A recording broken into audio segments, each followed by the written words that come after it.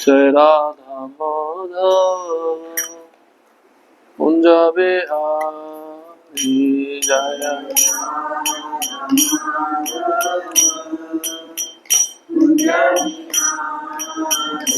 जय गोपी जन वल्लभ गिरिवरधारी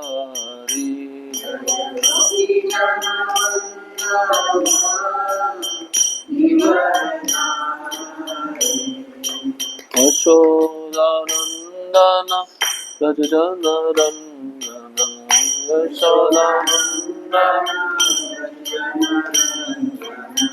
यशोदानंदन व्रज जन रंजन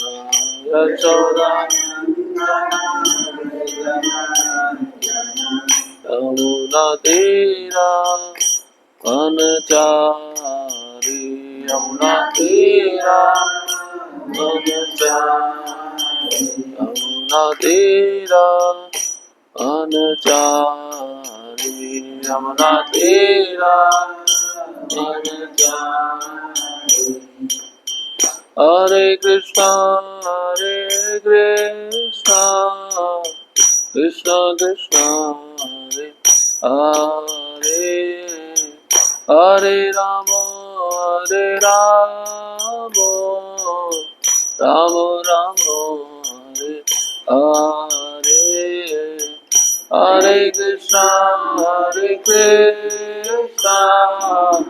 कृष्णा कृष्णा हरे हरे राम राम राम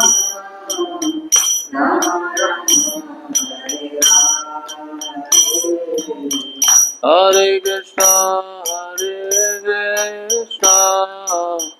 कृष्णा कृष्णा हरे हरे हरे राम राम राम हरे हरे हरे कृष्णा कृष्णा कृष्णा हरे राम राम हरे हरे कृष्णा कृष्णा कृष्णा हरे हरे राम राम राम हरे हरे हरे कृष्णा कृष्णा कृष्णा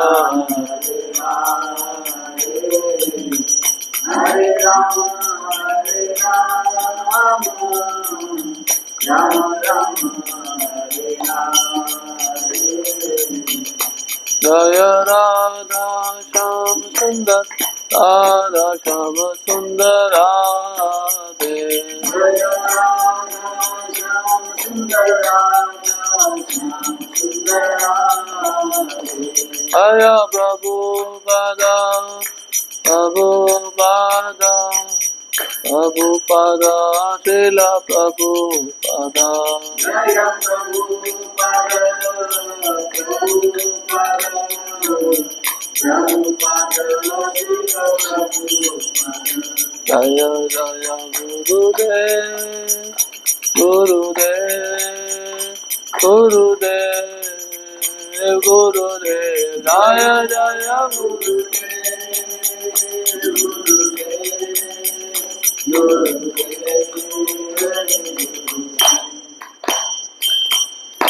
श्री राधा श्याम सुंदर जी की जय, श्रील प्रभुपाद की जय, समवेत गौर भक्त वृंद की जय।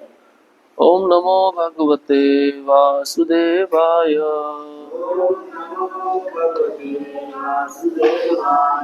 ओम नमो भगवते वासुदेवाय। ओम नमो भगवते वासुदेवाय।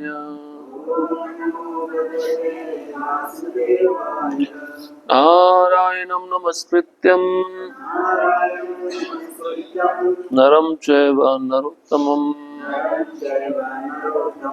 देवीं सरस्वतीं व्यासं ततो जयमुदीरयेत्। अष्टप्रायेषु अभद्रेषु नित्यं भागवत सेवया भगवती उत्तम श्लोके भक्तिर्भवति नैष्ठिकी। कृष्णाय वासुदेवाय देवकी नंदनाय च नंदगोपकुमाराय गोविंदाय नमो नमः। ॐ अज्ञानतिमिरन्धस्य ज्ञानाञ्जनशलाकया चक्षुरुन्मिलितं येन तस्मै श्रीगुरवे नमः।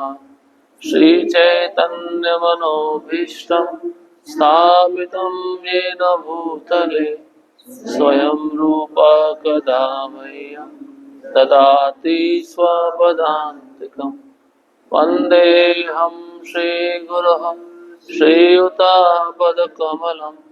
श्रीगुरुन् वैष्णवांश्च श्रीरूपां साग्रजातां सहगण रघुनाथान्वितं तं सजीवं साद्वैतं सावधूतं परिजनसहितं कृष्णचैतन्यदेवं श्रीराधा कृष्णपादा सहगणा ललिता श्रीविशाखान्वितांश्च हे कृष्णा करुणा सिन्धु दीनबन्धो जगत्पते गोपेश गोपिकान्त राधाकान्त नमस्तुते। तप्तकाञ्चन गौराङ्गी राधे वृन्दावनेश्वरी वृषभानुसुते देवी प्रणमामि हरिप्रिये।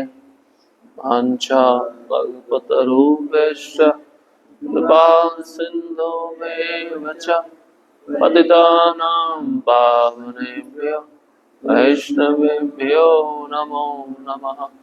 नमो महावदन्याय कृष्णप्रेमप्रदायते कृष्णाय कृष्णचैतन्य नामिने गौरद्विषे नमः। नमः ॐ विष्णुपादाय कृष्णपृष्ठाय भूतले श्रीमते भक्तिवेदान्त स्वामिन्निति नामिने। नमस्ते सारस्वते देवे गौरवाणी प्रचारिणे निर्विशेष शून्यवादी पाश्चात्य देशतारिणे। जय श्री कृष्ण चैतन्य प्रभु नित्यानंद श्री अद्वैत गदाधर श्रीवासादि गौर भक्त वृंद। हरे कृष्णा कृष्णा कृष्णा हरे हरे हरे राम राम राम हरे हरे।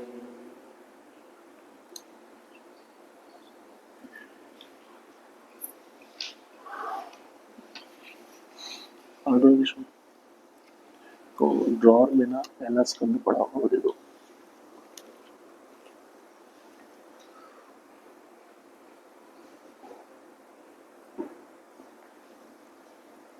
सारे पन्ना फटा हुआ है इसलिए।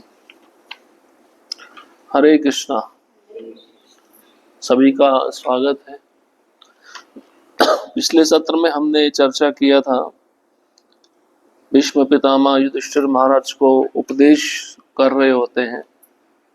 मुख्य रूप से जो 4 वर्ण है, 4 आश्रम है, उनमें रहने वाले व्यक्तियों का जो वृत्तिपरक कार्य है उसके विषय में बता रहे होते हैं। और तभी भीष्म पितामह देखते हैं कि सूर्य उत्तरी गोलार्ध में जा रहा है। तो ये जो समय होता है वह इच्छा अनुसार मरने वाले योगियों के लिए शुभ माना जाता है। तो उनको पता चल जाता है कि अब मेरा समय आ चुका है। और भीष्म पितामह जो अपने जीवन में हजारों लोगों को उपदेश दिए थे, हजारों युद्ध लड़ चुके थे, हजारों व्यक्तियों की रक्षा कर चुके थे, तब उन्होंने उपदेश देना बंद कर देते हैं और अपने को समस्त बंधन से पूर्ण रूप से मुक्त होकर, सभी वस्तुओं से अपना मन हटाकर, अपने जो नेत्र हैं खुले रखकर आदि भगवान श्री कृष्ण पर टिका देते हैं। जो भगवान उनके समक्ष खड़े थे, चार भुजाओं में थे और उनका पीत वस्त्र चमचमा रहा था। इसका अर्थ यह कि अब वह भगवान की स्तुति करना प्रारंभ करते हैं और भगवान कृष्ण को शुद्ध ध्यान के द्वारा देखते हुए जो उनका तीरों के घाव से उत्पन्न हुआ वेदना था, दर्द था, वो नष्ट हो जाता है और इस प्रकार उनके सारी इंद्रियों के कार्यकलाप रुक जाते हैं। शरीर को त्यागने से पूर्व समस्त जीवों के नियंता की वे दिव्य भाव से स्तुति प्रारंभ करते हैं। भीष्म पितामह कहते हैं, अभी तक जो मैंने अनुभव किया, जिन विभिन्न विषयों पर मैंने चर्चा की, जिन वृत्तियों के मैं अधीन था, मुझे अब वो सभी शक्तियां परम भगवान श्री कृष्ण में लगाने दो। मतलब मेरा जो सोचना है, मेरा जो बोलना है, मेरा जो देखना है, मेरा जो सुनना है, वो सब भगवान कृष्ण पे स्थिर हो जाए। भगवान कृष्ण कैसे हैं? आत्मतुष्ट है, लेकिन कभी कभी भक्तों के नायक बनते हैं, सात्वत पुंगवे। और इस जगत में वे अवतरित क्यों होते हैं? अपने भक्तों को आनंद प्रदान करने के लिए, जबकि ये सारा भौतिक जगत उन्हीं के द्वारा बनाया हुआ है। तो अवतरित होने का एक कारण बता रहे हैं। भगवान के अवतरण का कारण क्या है? अपने भक्तों से प्रेम का आदान प्रदान करना। फिर कहते हैं, अर्जुन आपका घनिष्ठ मित्र है, विजय सखे, और आप इस पृथ्वी पर अपने दिव्य शरीर को प्रकट करते हैं। और वह दिव्य शरीर कैसा है? तमाल वृक्ष के जैसा नीले रंग का है और उनका शरीर तीनों लोकों, उच्च लोक, मध्य लोक और निम्न लोक, अधोलोक में हर एक को आकृष्ट करने वाला है।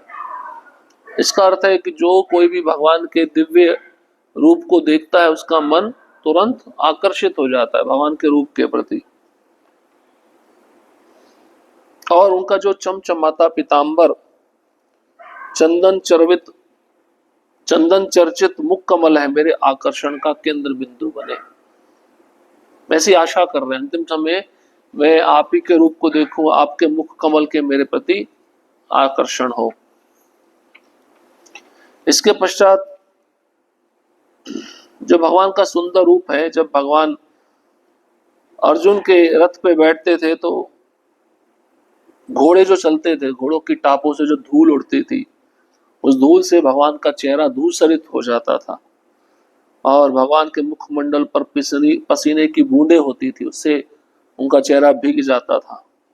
ऐसा जो सुंदर मुख कमल है वो मेरे आकर्षण का केंद्र बिंदु बने और उस पर भी मैंने अपने तीक्ष्ण बाणों से इनको घाव देने का प्रयास किया।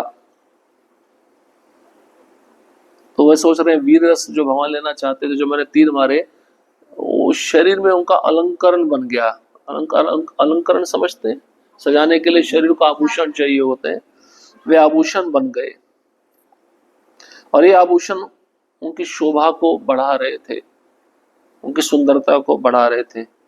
मेरा मन उन्हीं श्री कृष्ण के पास चले, ऐसा वो कह रहे हैं।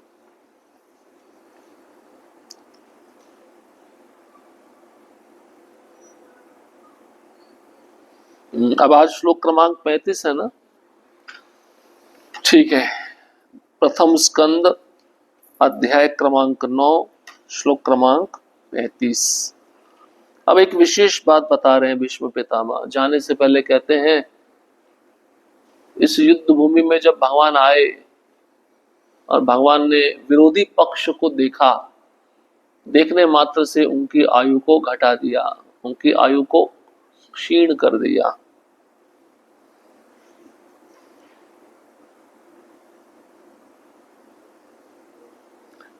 शत्रु पर दृष्टिपात किया, दृष्टिपात करते ही उन सबकी आयु क्षीण हो गई। भगवान की दृष्टि बहुत शक्तिशाली है। भीष्म पितामह पे दृष्टि डाली तो उनका जो वेदना था, कष्ट था, वो खत्म हो गया। प्रकृति पे दृष्टि डालते तो प्रकृति गर्भस्थ हो जाती है। अब यहाँ पे विरोधी पक्ष के ऊपर दृष्टि डाली, उनकी आयु क्षीण हो गई। इसलिए भगवान की दृष्टि महत्वपूर्ण है, वो दृष्टि हम पे पड़नी चाहिए, तभी हमारा जीवन सफल हो सकता है। सपदि सखिवचो निशम्य मध्ये निज परयो बलयो रथम निवेश्य स्थितवती पर सैनिकायुरुक्षणया हतवती पार्थ सखेर्तिममस्तु। अपने मित्र के आदेश का पालन करते हुए, उनका मित्र कौन है? अर्जुन के कृष्ण है, कृष्ण के अर्जुन है। अभी यहाँ पे कौन से मित्र की बात हो रही है? अर्जुन की। अर्जुन बोलता था रथ इधर चल लेके चलो, भगवान उधर लेके चलते थे। नौकर बन गए ना। भगवान को कोई नौकर बना सकता है, लेकिन भगवान अर्जुन के नौकर बन गए प्रेम के कारण। अपने मित्र के आदेश का पालन करते हुए भगवान श्री कृष्ण कुरुक्षेत्र के युद्ध स्थल में अर्जुन तथा दुर्योधन के सैनिकों के बीच में प्रविष्ट हो गए और वहां स्थित होकर उन्होंने अपनी कृपापूर्ण चितवन से विरोधी पक्ष की आयु क्षीण कर दी। ये सब शत्रु पर उनके दृष्टिपात करने मात्र से ही हो गया। मेरा मन उन श्री कृष्ण में स्थिर हो। आयु अक्षणा हतवती। अक्षणा मतलब देखने से, हतवती कम करना या छीन लेना, आयु को छीन लेना। दूसरा कारण क्या था आयु को छीनने का? हमने पहले सुना था। दूसरा कारण क्या था आयु को छीनने का?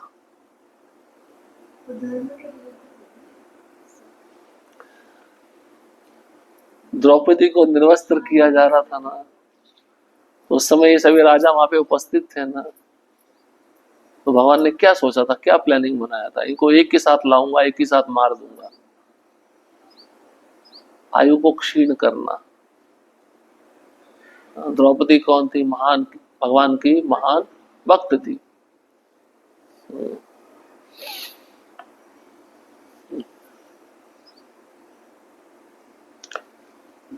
भगवत गीता में प्रसंग आता है जब अर्जुन बोलते हैं मेरे रथ को दोनों सेनाओं के बीच में लेके जाओ। वही प्रसंग है। मैं देखना चाहता हूं मेरे से कौन कौन युद्ध करने के लिए आया है। भगवान क्या पैतरा फेंकते हैं मुंह में डालने के लिए? भीष्म पितामह और द्रोणाचार्य के सामने लाके खड़ा करते हैं। भीष्म पितामह से बहुत प्रेम था अर्जुन का और द्रोणाचार्य गुरु थे। भगवान दिखाते देखो इन दोनों को भी आपको मारना है, तो फिर तब मुंह में आ जाता हूँ इनको मैं कैसे मार सकता हूँ? जिन्होंने मुझे पालन किया है, पोषण किया है, मेरे को सब प्रकार की विद्या दी है। भगवान मुंह में डालते भी हैं, गीता सुनाकर मुंह से निकालते भी हैं और युद्ध का श्रेय भी देते हैं। सब वही कर रहे हैं। अर्जुन को कुछ करना नहीं था। भगवान जो कह रहे थे अर्जुन को खाली वही करना था, वो भी तैयार नहीं था शुरुआत में। भगवान कहते हैं मैंने आयु छीन ली है, खाली तुमको युद्ध करना है। और आयु छीन कर उन्होंने, आप भगवत गीता का 10वां अध्याय पढ़ेंगे विराट रूप, उसमें उनके मुख में कौन कौन जा रहा है, भगवान चबा रहे हैं। ये देखकर अर्जुन डर जाता है। सब दिखा दिया भगवान ने। देखिए भगवत गीता पहला अध्याय श्लोक क्रमांक 21 से 25 में अर्जुन ने अच्युत भगवान श्री कृष्ण को आज्ञा दी कि वह उसके रथ को सैनिकों के व्यू के बीच में ले चले। उसने उन्हें आज्ञा दी कि वह वहां सब तब तक ठहरे जब तक वह युद्ध में आए हुए उन शत्रुओं का निरीक्षण पूरा न कर ले जिनसे उसे लड़ना था। जब भगवान से यह कहा गया तो उन्होंने झट से वैसा कर दिया मानो वह कोई आज्ञा पालक हो। जैसे अर्जुन ने बोला लेके चलो, भगवान ने तुरंत कदम उठाया। भगवान भी मौका नहीं छोड़ते, कहीं देर ना कर दे, इसका मन बदल ना जाए, तुरंत उस दोनों सेनाओं के बीच में लेके जाते हैं। भगवान सिखा रहे हैं आज्ञा पालक कैसे होना चाहिए। ड्राइवर होता ना, वो ड्राइवर जैसा मालिक बोलेगा वैसे ही चलाना पड़ेगा ना। मालिक बोलेगा मुझे इधर लेके चलो तो ड्राइवर को वहीं पे लेके जाना पड़ेगा। भगवान ने विपक्षी दल के सभी महत्वपूर्ण व्यक्तियों की ओर संकेत करते हुए कहा, ये रे भीष्म, ये रे द्रोण इत्यादि इत्यादि, दोनों का नाम लिया। परम पुरुष होने के कारण भगवान ना तो किसी के आज्ञा पालक है न संदेशवाहक, चाहे वह जो भी हो, लेकिन अपने भक्तों पर अहेतु की कृपा तथा वत्सलता के कारण कभी कभी वे अपने भक्त के आदेश का पालन एक तत्पर दास की तरह करते हैं। इसमें एकमात्र कारण यही है प्रेम। प्रेम के वशीभूत होकर, आपने देखा होगा घर में भी पिता होता है, जब बच्चा थोड़ा जन्म लेता है, बड़ा होता है, तो पिता घोड़े बन जाता ना, बच्चे को अपनी पीठ पे बिठाते हैं प्रेम के कारण खेलते हैं। अपने भक्त के आदेश का पालन करते हुए वह उसी प्रकार प्रसन्न होते हैं जिस प्रकार पिता अपने नन्हे बालक के आदेश को पूरा करने से प्रसन्न होता है। यह तभी संभव है जब भगवान तथा उनके भक्तों के मध्य शुद्ध दिव्य प्रेम हो, और विश्वदेव इस तथ्य से अवगत थे, इसलिए उन्होंने भगवान को पार्थ सखे कहकर संबोधित किया। पार्थ सखे हो गया कृष्ण का नाम, विजय सखे हो गया अर्जुन का नाम।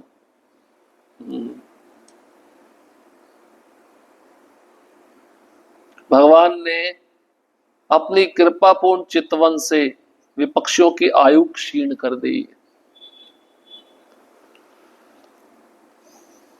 कहा जाता है कि कुरुक्षेत्र के युद्ध क्षेत्र में सम्मिलित सारे योद्धाओं को मोक्ष लाभ हो सका क्योंकि मृत्यु के समय उन्होंने साक्षात भगवान का दर्शन किया था। अब इसको ऐसे समझिए, जरूरी नहीं है कि सारे भागवत धाम गए सबको मोक्ष मिला, नहीं नहीं। यहाँ पे तीन तरीके से हम देख सकते हैं। विश्वनाथ चक्रवर्ती ठाकुर अपनी टीका में लिखते हैं, जो सैनिक विपक्षी दल के नास्तिक थे, भगवान को देखे नहीं लेकिन नास्तिक थे, तो वो ब्रह्म ज्योति में गए। भक्त हुए बिना भगवत धाम में प्रवेश नहीं मिल सकता ना। फिर भगवान को जो देख रहे हैं, भक्त नहीं है लेकिन सिद्धियां प्राप्त किए हुए हैं, तो योगी बन गए।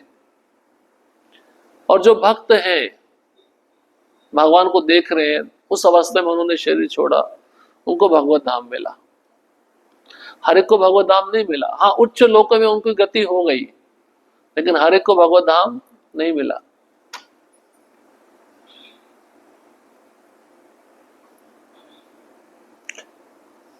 अतएव अर्जुन के शत्रुओं की आयु को क्षीण करने का अर्थ यह नहीं होता कि कृष्ण अर्जुन का पक्ष ले रहे थे। वस्तुतः वे विपक्षियों पर कृपालु थे, क्योंकि यदि वे सामान्य तौर पर घर में मरे होते तो उन्हें मोक्ष लाभ ना हुआ होता। यहाँ उन्हें मृत्यु के समय भगवान के दर्शन करने का तथा भौतिक जीवन से मुक्ति पाने का अवसर मिला था। अतः भगवान सर्व मंगलमय है और वे जो कुछ करते हैं वह सबों की भलाई के लिए होता है। ऊपर ऊपर से यह सब उनके घनिष्ठ मित्र अर्जुन की विजय के लिए प्रतीत हो रहा था, लेकिन वास्तविक रूप में यह अर्जुन के शत्रुओं की भलाई के लिए था। ऐसे हैं भगवान के दिव्य कार्यकलाप, और जो भी इन्हें समझता है वह भी इस भौतिक शरीर का त्याग करने के पश्चात मोक्ष प्राप्त करता है। भगवान किसी भी हालत में कोई गलत कार्य नहीं करते, क्योंकि वह परम पूर्ण है और सर्वदा सबों के लिए मंगलमय है। तो प्रभा जी लिख रहे हैं, अगर ये सब योद्धा घर में मरते तो उनको वैसा मुक्ति प्राप्त नहीं हो पाता युद्ध में, हाँ, जो घर में हो रहा था। तो घर में तो कोई व्यक्ति मरता है और घर को छोड़कर कहीं बाहर जाके मरता है, उसमें अंतर है या नहीं है? तो घर में मरता तो क्या होता है उसको, हाँ, आसक्त रहता है वहां की वस्तुओं के प्रति, वहां के लोगों के प्रति उसको चिंतन होता है। वही चिंतन करते करते वो शरीर छोड़ता है, तो निश्चित रूप से ऐसा चिंतन उसको वापस लेकर आता है, इस भौतिक संसार में उसका पुनः आगमन होता है। लेकिन वही व्यक्ति घर छोड़े और घर का चिंतन ना करे, आध्यात्मिक क्रियाओं में लगा रहे, वो मरना श्रेष्ठ मरना कहा गया है। तो ऐसा व्यक्ति भगवत चिंतन करके भगवान के धाम वापस जा सकता है।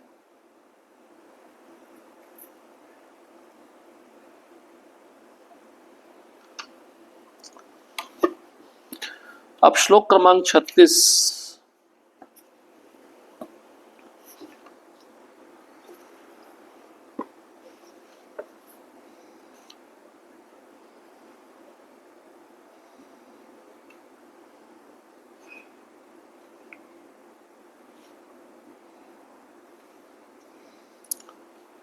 व्यवहित प्रतनामुखम निरीक्ष्य स्वजन वधाद विमुखस्य दोष बुद्धया कुमति महरदात्म विद्यया अश्चरण रति परमस्य तस्य में अस्तु। जब युद्ध क्षेत्र में अर्जुन अपने समक्ष सैनिकों तथा सेनापतियों को देखकर अज्ञान से कलुषित लग रहा था तो भगवान ने उसके अज्ञान को दिव्य ज्ञान प्रदान करके समूल नष्ट कर दिया। उनके चरण कमल सदैव मेरे आकर्षण के लक्ष्य बने रहे। किस विषय की चर्चा कर रहे हैं भीष्म पितामह?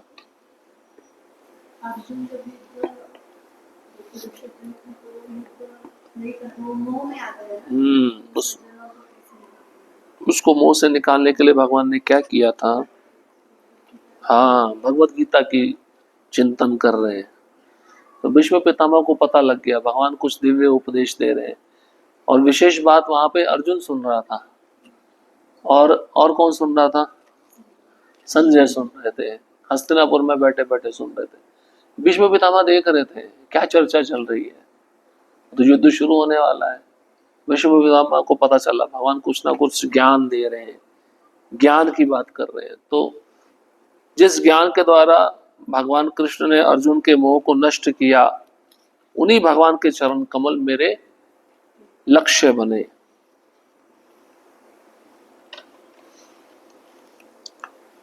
राजाओं तथा सेनापतियों को लड़ने वाले सैनिकों के समक्ष खड़ा होना पड़ता था। वास्तविक युद्ध की प्रणाली यही है। तब राजा तथा सेनापति आज के तथाकथित राष्ट्रपति, रक्षा मंत्री जैसे नहीं होते थे। राजा आदेश दे रहा है सैनिकों को लड़ने के लिए, तो राजा को भी लड़ने के लिए खड़ा होना पड़ता था, सामने खड़ा होना पड़ता था। अब राजा लड़ेगा तो उसको देखकर सेनापतियों में, अन्य सैनिकों में जोश आएगा ना, तो वो भी उसके लिए प्राण न्यौछावर करने के लिए तैयार रहेंगे। तो पहले की युद्ध प्रणाली ऐसी होती थी। प्रभुपा जी कहते हैं अभी के जैसी नहीं है। रक्षा मंत्री है, उसने ऑर्डर पास कर दिया, ठीक है मिसाइल छोड़ दो, युद्ध शुरू कर दो, ऐसा नहीं है। जब बेचारे सैनिक या भाड़े के सिपाही एक दूसरे से आमने सामने लड़ रहे होते थे, तो राजा या सेनापति घर में बैठे नहीं रह सकते थे। यह आधुनिक प्रजातंत्र का विधान हो सकता है, लेकिन जब वास्तविक राजतंत्र था तो सम्राट ऐसे नहीं होते थे जो योग्यता पर विचार के बिना चुने जाने वाले कायरों जैसे हों। इसका मतलब क्या है? अभी के जो नेता बैठे सब कैसे हैं? कायर हैं। दूसरों को उपदेश देते हैं लड़ने का, लेकिन स्वयं घर में बैठे रहते हैं। देखा ना आपने, फौज में कौन से बच्चे जाते हैं? किसानों के, जो बड़े मेहनती होते थे ना। नेता लोग अपने बच्चों को फौज में नहीं भेजते, विदेश में भेजते हैं। कायर, सीधा प्रभुपाद जी कह रहे। जैसे कि कुरुक्षेत्र के युद्ध स्थल से स्पष्ट है, दोनों पक्षों के कार्यकारी प्रधान तथा द्रोण, भीष्म, अर्जुन तथा दुर्योधन सोए हुए नहीं थे। वे सभी ऐसे युद्ध में भाग ले रहे थे जो लोक आवास के स्थानों से कहीं दूर संपन्न होने जा रहा था। इसका अर्थ यह हुआ कि निर्दोष नागरिक प्रतिद्वंदी राजसी दलों के युद्ध के प्रभाव से बचे रहते थे। हाँ, एक मुख्य बात है, जो बेचारे बेचारे निर्दोष लोग हैं, निर्दोष जनता है, युद्ध के दूसरे बड़े मैदान में होता था, अपने निर्दोष जनता नहीं मरती थी। अभी तो बम फेंका, मिसाइल फेंकी, वो जाके शहर में गिरी तो निर्दोष जनता जिनका कोई कसूर नहीं है वो मर जाते।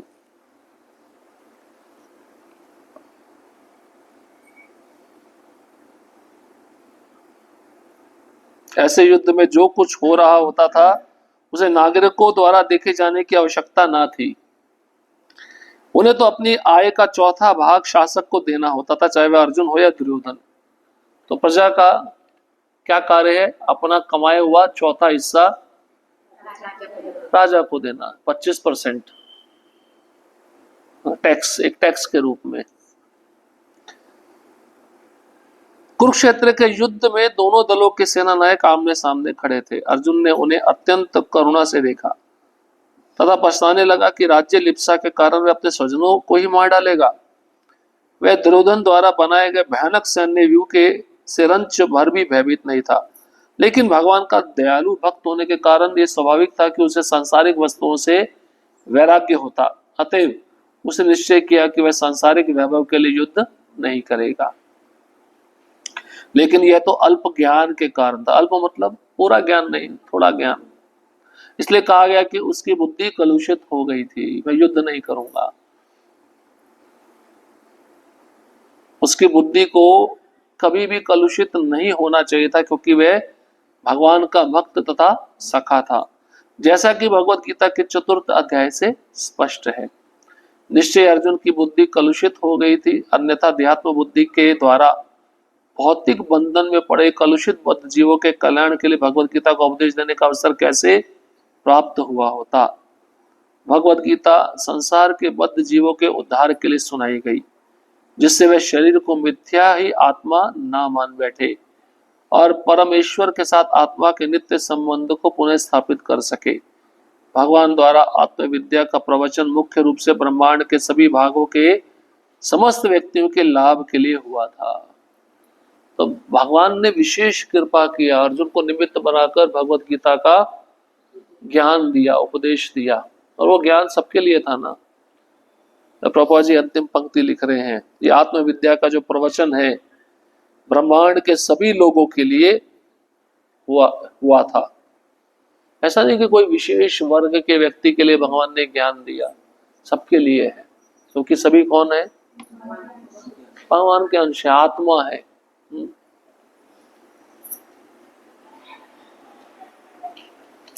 श्लोक क्रमांक 37।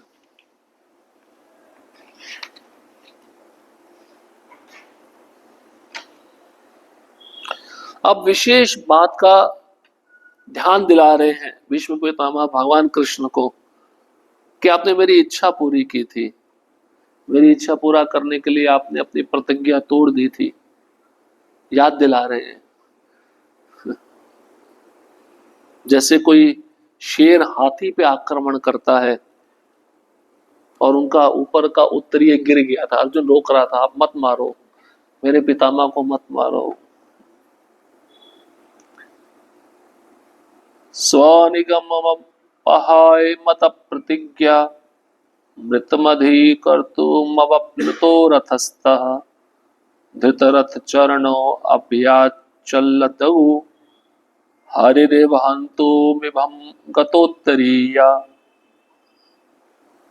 स्वनिगमम, अपनी सत्यनिष्ठा। भक्त के लिए भगवान अपने सत्य को भी छोड़ देते हैं, अपनी निष्ठा को छोड़ देते हैं।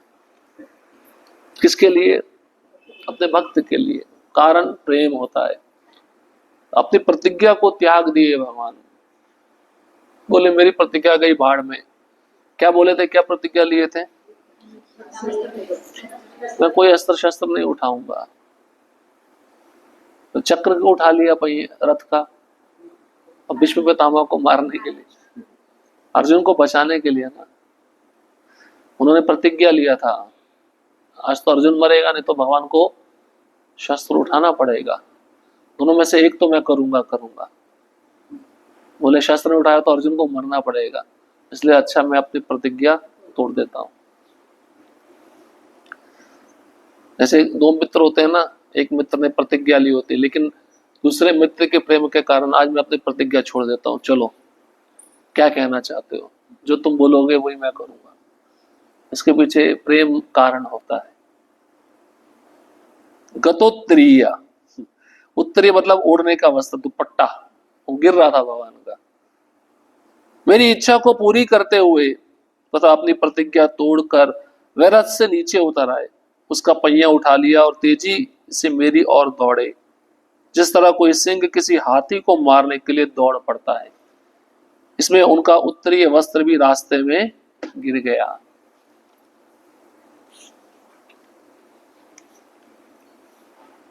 यद्यपि कुरुक्षेत्र का युद्ध सैन्य सिद्धांतों पर लड़ा गया था, लेकिन साथ ही साथ में खेल जैसी भावना भी थी, मानो वह दो मित्रों के बीच होने वाला युद्ध हो। तो आपको लगता है कुरुक्षेत्र का युद्ध सैन्य सिद्धांतों पर लड़ा गया था? अभिमन्यु को कैसे मारा था, कर्ण को कैसे मारा था, दुर्योधन को कैसे मारा था, है ना? लेकिन एक विशेष बात बताते हैं, जैसे युद्ध होता था, युद्ध के बाद संध्या समय जब सूर्यास्त हो रहा होता, सूर्यास्त होने के बाद सब एक दूसरे के शिविर में जाते थे, बैठते थे, चर्चा करते थे। ऐसे कोई कट्टर दुश्मनी नहीं थी, तुम मेरे दुश्मन हो सदा के लिए, तुम्हारे टेंट में नहीं आऊंगा, अब पता चलेगा हम दोनों में से कोई एक जीवित रहना चाहिए। दुर्योधन ने भीष्म देव की आलोचना की और दोषारोपण किया कि वह अर्जुन से पितृवत स्नेह के कारण उसे मारने से हिचकते हैं। दुर्योधन चाहता था और बहुत गुस्सा करता था भीष्म पितामह से, आप अपनी पूरी शक्ति का प्रयोग नहीं कर रहे उसको मारने के लिए, आपका प्रेम है ना आपके, वो कहता था आपका शरीर इधर है, मन उधर है, इसलिए आप उसको मार नहीं रहे हो। ये सुनकर गुस्सा आ जाता था भीष्म पितामह को।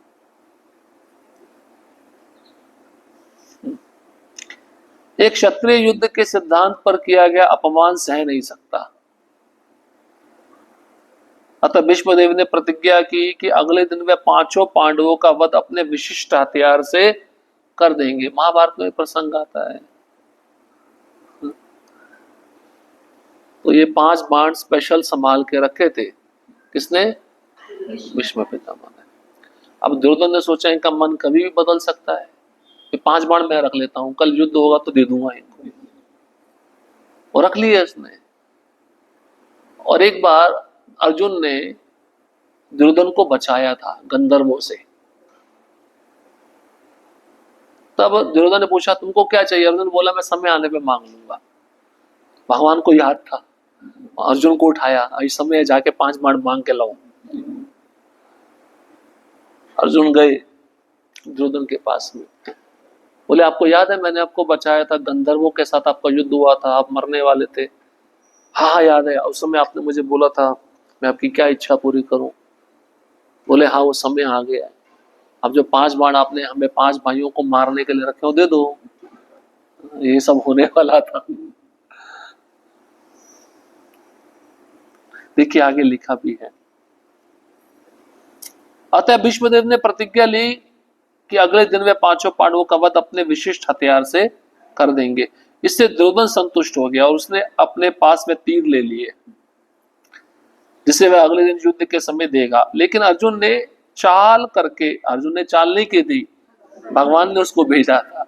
अर्जुन तो सोया, कोई टेंशन ही नहीं है, ऐसे मंदिर में सब बिजली चल रही है, पानी चल रहा है, कोई टेंशन नहीं है, जो बड़े हैं वो करेंगे, देखेंगे, हमको क्या लेना देना, हमें तो बस खाना है, सोना है, अपना भजन करना है।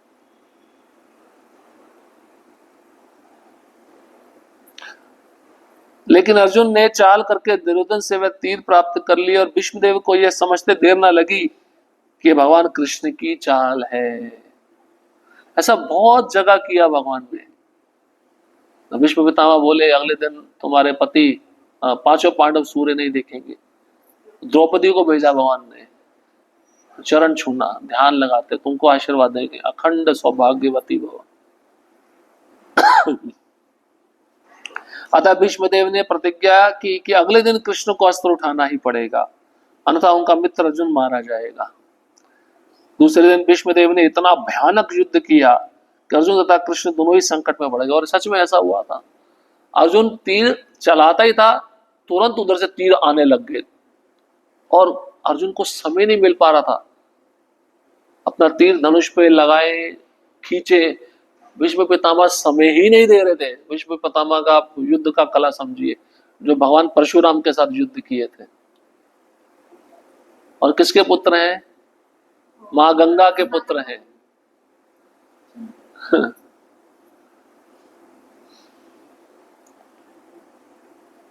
अब भगवान को लगा सच में तो मर जाएगा, क्योंकि मौका ही नहीं दे रहे तो तीर चलाने का। अर्जुन लगभग हार ही चुका था, परिस्थिति इतनी नाजुक थी कि वह भीष्मदेव द्वारा अगली क्षण मारा जाने वाला था।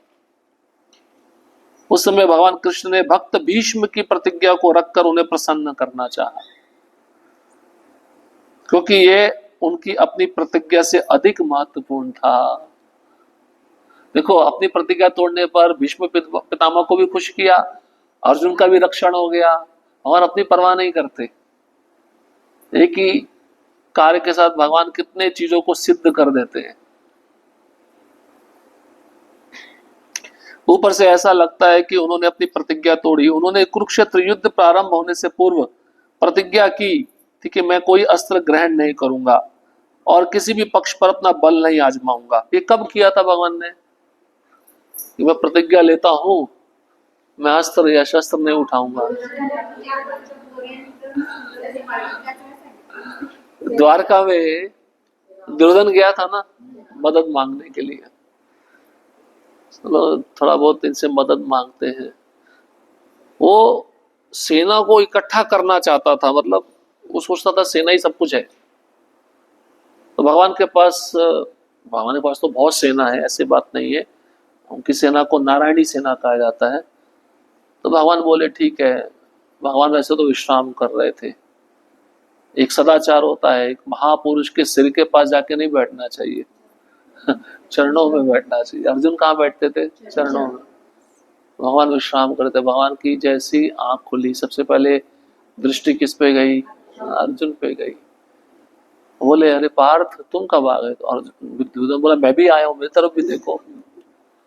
तुम्हें क्या लगता है मैं नहीं आया? भगवान बोले हाँ, देखा तो मैंने सबसे पहले अर्जुन को है। हाँ, आप आए होंगे किसी उद्देश्य के लिए। जब काम पड़ता है तभी कोई आता है ना, मतलबी आदमी यही होता है ना। अर्जुन तो वैसे ही भगवान के साथ हमेशा रहता था।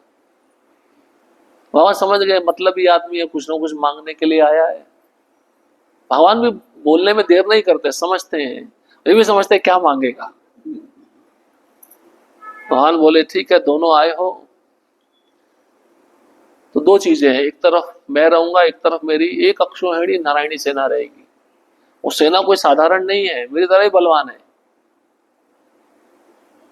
तो दोनों में से आप चुन लो किसको। जब दुर्योधन भ्रम में पड़ गया, अर्जुन ने पहले नारायणी सेना मांग ली तो मैं तो कंगला हो जाऊंगा, मेरे पास तो कुछ बचेगा नहीं। तो भगवान ने अर्जुन को ही मौका दिया कि आप चुनो।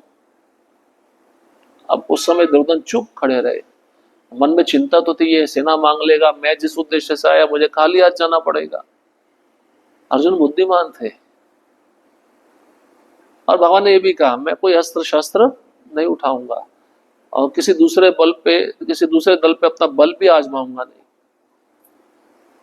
अर्जुन ने किसको मांगा? भगवान को मांगा। जैसे बोले भगवान, दुर्योधन खुश हो गया मन ही मन।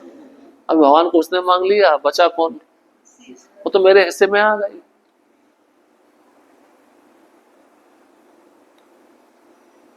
बड़ा खुश हुआ, मन ही मन बड़ा खुश हुआ। उसका काम हो गया, वो रुकने वाला थोड़ी ना था। ठीक है, उतना बात करके चला गया। तो भगवान अर्जुन को बोलते हैं तुमने मुझे क्यों मांगा? भाई मैं ज्यादा बलवान हूं या मेरी नारायणी सेना बलवान है? मैं तो अकेला हूं। नारायणी सेना में 21,000 हाथी रहते हैं, 21,000 घोड़े रहते हैं, 1 लाख पैदल सैनिक होते हैं। और तुम्हारा पक्ष का सेना बढ़ सकता था। अर्जुन बोलता है आप मेरे साथ में रहो, बस मुझे आप पे विश्वास है। ये भक्तों को ऐसा विश्वास होना चाहिए। आप हथियार नहीं भी उठाओगे, बस आप मेरे साथ रहो, मार्गदर्शन करो, मुझे गाइडेंस दो, आप मेरे साथ में रहो। पहले तो भगवान ने बोला तुम मूर्ख हो, तुम्हें समझ नहीं है, बुद्धिहीन हो, किसको चुने? मुझे चुने। मेरे को चुनकर बहुत सारे लोग धोखा खा जाते हैं। अर्जुन ये भी बोलता है अगर आप मेरे साथ रहोगे तो मैं देवताओं को भी जीत सकता हूँ। तो देवताओं के पास में भेजा था ना अर्जुन को, किस लिए भेजा था? अस्त्र प्राप्त करने के लिए, उनका आशीर्वाद प्राप्त। जहां कृष्ण है वहां पे सारे देवता उस भक्त के पक्ष में रहते हैं। रथ अग्निदेव ने दिया था ना, पशुपतास्त्र भगवान शिव से मिला, इंद्र ने दिया, बहुत सारे देवताओं ने उनको अपने अपने निज हथियार दिए थे, अस्त्र दिए थे। और स्वयं हनुमान जी कहां बैठे थे? रथ के ऊपर बैठे हुए थे, कपित ध्वजा।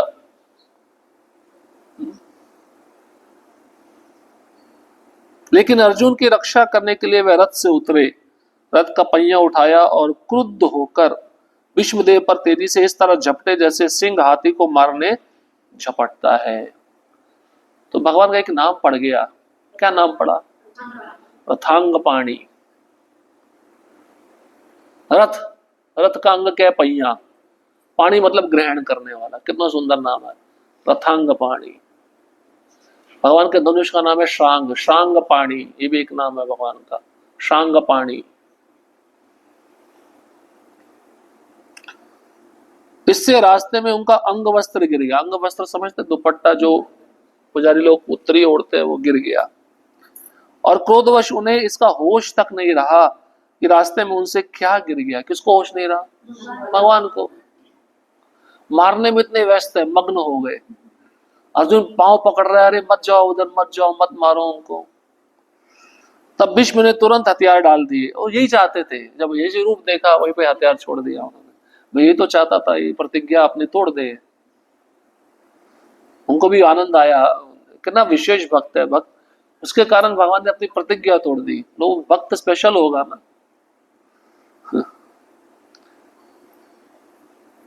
और स्वयं अपने प्रिय प्रभु श्री कृष्ण द्वारा मारे जाने के लिए खड़े हो गए। बोले अच्छा ठीक है, अभी आप मुझे मार दो, आपके द्वारा मरूंगा तो मेरी गति हो जाएगी, सदगति हो जाएगी। उस दिन का युद्ध उसी क्षण समाप्त हो गया। अर्जुन की प्राण रक्षा हो सकी। निस्संदेह अर्जुन की मृत्यु की कोई संभावना नहीं थी, क्योंकि साक्षात भगवान रथारूढ़ थे। लेकिन चूंकि भीष्मदेव चाह रहे थे कि श्री कृष्ण अपने मित्र को बचाने के लिए हथियार उठाएं, अतः भगवान ने ऐसी स्थिति उत्पन्न कर दी कि अर्जुन की मृत्यु सन्निकट जान पड़ी। ये सब खेल चल रहा है। वह भीष्मदेव के समक्ष यह दिखाने के लिए खड़े रहे कि भीष्म की प्रतिज्ञा पूरी हो गई और उन्होंने पहिया उठा लिया। जयद्रथ से भी बचाए थे ना भगवान, जानते हैं ना, सूर्य को ढक दिए थे। जयद्रथ हंसने लगा, अरे सूर्यास्त हो गया, अब तो तुमको मरना पड़ेगा। भगवान ने बोला सूर्यास्त नहीं हुआ, सूर्य मेरे इच्छा के अनुसार चलता है। भगवान ने दृष्टि डाली सूर्य पे, सूर्य देव बाहर आ गए। तो अर्जुन ने जयद्रथ का भी वध किया। भगवान ने हर क्षण अर्जुन का रक्षण किया। ये विश्वास होना चाहिए भक्त को, जिसने नाम का आश्रय लिया है उसका कभी बुरा नहीं होगा।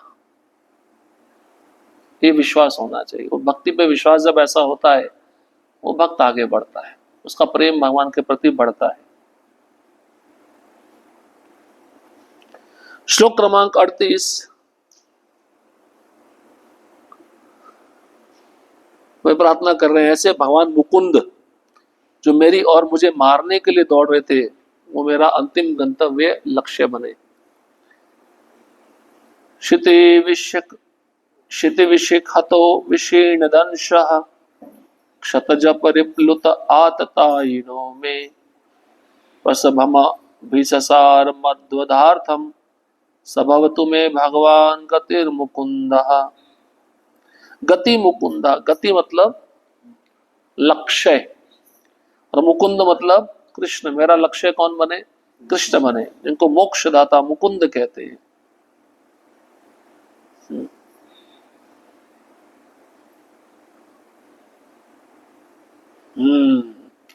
भगवान श्री कृष्ण जो मोक्ष के दाता है, इसलिए उनका एक नाम है मुकुंद।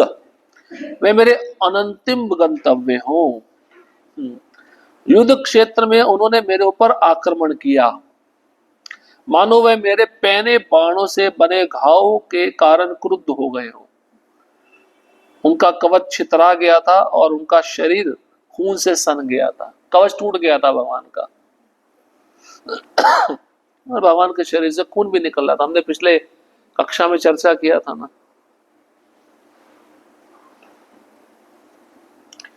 कुरुक्षेत्र के युद्ध क्षेत्र में भगवान कृष्ण तथा भीष्म देव के आपसी व्यवहार अत्यंत रोचक है, क्योंकि भगवान श्री कृष्ण की गतिविधियां अर्जुन के प्रति पक्षपात पूर्ण और भीष्म के प्रति शत्रुतापूर्ण लग रही थी, लेकिन वास्तव में सब कुछ महान भक्त भीष्म देव के प्रति विशेष अनुग्रह दिखाने के लिए था। दिख रहा है अर्जुन के लिए भगवान प्रेम दिखा रहे हैं, भीष्म पितामह के लिए शत्रुता दिखा रहे हैं, लेकिन वास्तव में भीष्म देव के प्रति विशेष अनुग्रह दिखाने के लिए भगवान ये सब लीला रचे थे। क्योंकि भीष्म पितामह वीर रस में लड़ना चाहते थे ना, भगवान ने वो इच्छा उनकी पूरी की थी। ऐसे आचरणों की सबसे बड़ी विशेषता यह होती है कि भक्त शत्रु का अभिनय करते हुए भी भगवान को प्रसन्न कर सकता है। देखिए विशेष बात, अब नेगेटिव रोल कर रहे थे तो वो रोल को ऐसे निभाए, भगवान खुश हो गए, ये मेरा सच्चा भक्त है। इसलिए किसी भक्त को कंस का रोल मिले, रावण का रोल मिले, उसको अच्छे से निभाना, उस कैरेक्टर में पूरा मग्न हो जाना चाहिए, तो लोग वाह वाह करे, अरे क्या एक्टिंग किया तुमने। वो एक्टिंग भगवान को प्रसन्न करता है। परम पूर्ण होने के कारण भगवान अपने भक्त की शत्रु वेश में भी सेवा ग्रहण कर सकते हैं। भाई उनकी इच्छा थी मैं वीर रस में लड़ूं, मैं भगवान को बाध्य कर दूं कि वह शस्त्र उठाए, तो वो सेवा नहीं है भगवान के लिए, तो और क्या है, सेवा ही है ना। परमेश्वर का कोई शत्रु नहीं हो सकता, ना ही कोई तथाकथित शत्रु उन्हें हानि पहुंचा सकता है, क्योंकि वे अजित हैं। तो भी उन्हें आनंद आता है जब उनका कोई शुद्ध भक्त उन पर शत्रु की भांति प्रहार करता है या उच्च पद से उनका आलंब करता है। यद्यपि उसे श्रेष्ठ कोई हो ही नहीं सकता। भक्त तथा भगवान के मध्य ये कतिपय दिव्य आदान प्रदान के व्यवहार हैं, किंतु जिन्हें शुद्ध भक्ति की कोई जानकारी नहीं है वैसे आचरणों के रहस्य को नहीं जान सकते। भीष्मदेव ने एक वीर योद्धा की भूमिका निभाई और उन्होंने जानबूझकर भगवान के शरीर को बाणों से बीध कर दिया, जिससे सामान्य लोगों की दृष्टि में भगवान घायल प्रतीत हुए, लेकिन वास्तव में यह अभक्तों को मोहग्रस्त करने के लिए था। पूर्णतः दिव्य शरीर कभी घायल नहीं किया जा सकता और भक्त कभी भी भगवान का शत्रु नहीं बन सकता। अब वही बात है, उनके शरीर से खून बह रहा था, इसका मतलब क्या है, मनुष्य शरीर लिया है, युद्ध कर रहे, बाण लगे तो कुछ ना कुछ तो खून निकलेगा ना। और ऐसा मत सोचना वो खून हमारे खून की तरह है।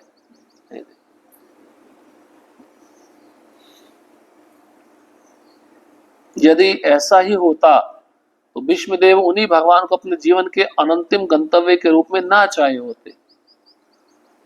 यदि भीष्मदेव कृष्ण के शत्रु होते तो कृष्ण बिना हिले डुले ही उनका विनाश कर देते। उन्हें रक्त से सने घाव लेकर भीष्मदेव के समक्ष आने की आवश्यकता नहीं थी। संबंध समझ रहे हैं? लेकिन उन्होंने ऐसा किया क्योंकि वह योद्धा भक्त अपने द्वारा उत्पन्न घाव से सुशोभित भगवान के दिव्य सौंदर्य का दर्शन करना चाह रहा था। वीर रस में भगवान का श्रृंगार ऐसा होता है, जो वीर रस में भक्त होता ना, वो इस श्रृंगार में भगवान को देखना चाहता है। तीर लगे हुए हो, कवच टूट गया हो, खून निकल रहा हो तो वीर रस में हम तो नहीं देख सकते माधुर्य रस में गोपियां कैसे देखती थी, अलग अलग रस है, देख रहे हैं, और सारे रस उन्हीं से उत्पन्न हुए हैं। ये है दिव्य रस के आदान प्रदान की विधि। ऐसे आचरण से भक्त तथा भगवान अपने अपने स्थानों में महिमा मंडित होते हैं। भगवान इतने क्रुद्ध थे कि जब वे भीष्मदेव की ओर लपक रहे थे तो अर्जुन ने उन्हें रोका, लेकिन वे माने नहीं और भीष्मदेव की ओर उसी तरह बढ़ते चले जा रहे थे जिस प्रकार एक प्रेमी दूसरे प्रेमी के पास विघ्न बाधाओं की परवाह ना करते हुए बढ़ता जाता है। पिछले वाले श्लोक में बोले जैसे सिंह हाथी पे लपकता है, यहाँ पे बता रहे जैसे प्रेमी दूसरे प्रेमी को मिलना चाहता है, ओ मुझे मुझे अब रहा नहीं जा रहा। ऐसे भगवान विश्व पितामह की ओर दौड़े जा रहे हैं।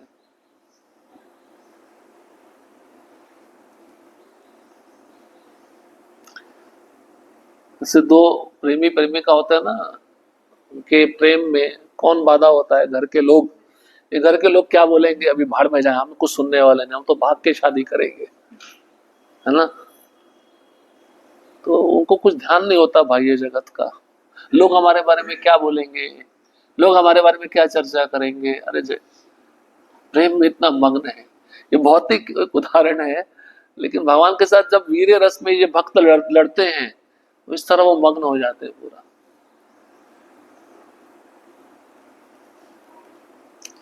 ऊपरी तौर से उनका संकल्प भीष्मदेव को मारने का था। बार बार से भगवान दिखा रहे मैं मारना चाहता हूं देखो, लेकिन वास्तव में अपने महान भक्त को प्रसन्न करना चाह रहे थे। भगवान निस्संदेह समस्त बद्ध जीवों के उद्धारक हैं। निर्विशेषवादी उनके मोक्ष की कामना करते हैं और वह उन्हें मनवांछित फल देते हैं। लेकिन यहाँ तो भीष्मदेव भगवान के साक्षात स्वरूप को देखने की इच्छा व्यक्त करते हैं। सारे शुद्ध भक्त ऐसी ही कामना करते हैं। श्लोक क्रमांक 39। अब एक विशेष नाम दे रहे, पार्थ सारथी। दिल्ली मंदिर में है ना, वहां के विग्रह का नाम है राधा पारसारथी। पारसारथी भगवान मेरे अंतिम गंतव्य का आकर्षण बने, मेरी मृत्यु के समय, ऐसा प्रार्थना कर रहे हैं। विजय रथ कुटुंब आत तोत्रे धृत है रश्मनि तोच्छरीय क्षणीये भगवती रतिरस्तु मे मुमूर्षो यामि ही निरीक्षे हता कथा स्वरूपम। मृत्यु के अवसर पर मेरा चरम आकर्षण भगवान श्री कृष्ण के प्रति हो।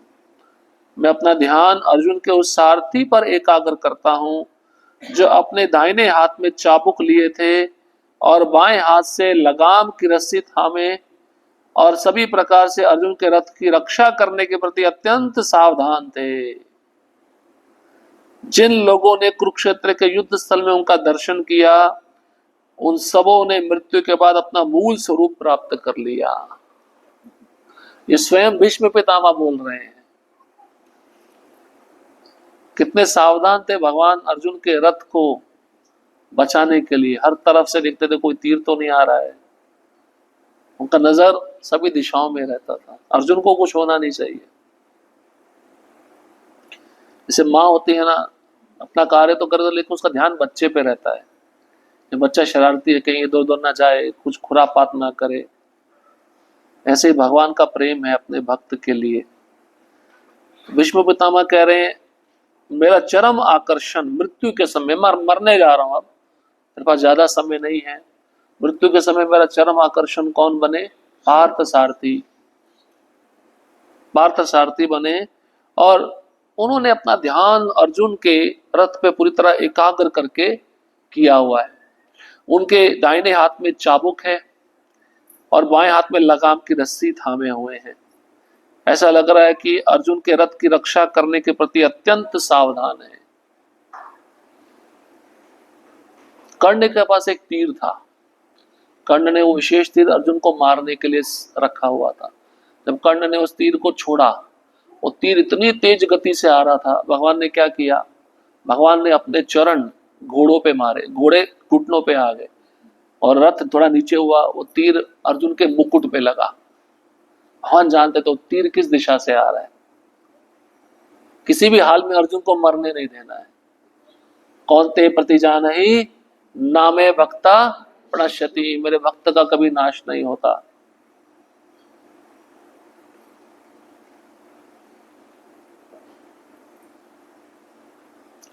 भगवान का शुद्ध भक्त निरंतर अपने हाथ में भगवान की उपस्थिति का दर्शन करता है, क्योंकि प्रेममयी सेवा के द्वारा भगवान से वह दिव्य रूप से संबंधित रहता है। ऐसा शुद्ध भक्त भगवान को क्षण भर के लिए भी नहीं भूल सकता। यही समाधि है। क्या समाधि है? जो भक्त भगवान की सेवा में नित्य लगा हुआ है, सेवा करते करते चिंतन कर रहा है, सेवा में कैसे अच्छे से करूं, चाहे वो कुकिंग का सेवा हो, मार्जन का सेवा हो, श्रृंगार का सेवा हो, कुछ भी सेवा हो, चिंतन उसका 24 घंटा, उसी को समाधि बोलते हैं। वैसा भक्त एक क्षण के लिए भी भगवान को नहीं भूलता। योगी अपनी इंद्रियों को अन्य समस्त व्यापारों से हटाकर परमात्मा में एकाग्र करने का प्रयास करता है और इस तरह अंततोगत्वा वह समाधि प्राप्त करता है। अच्छा, योगी का समाधि बता रहे हैं कैसे होता है।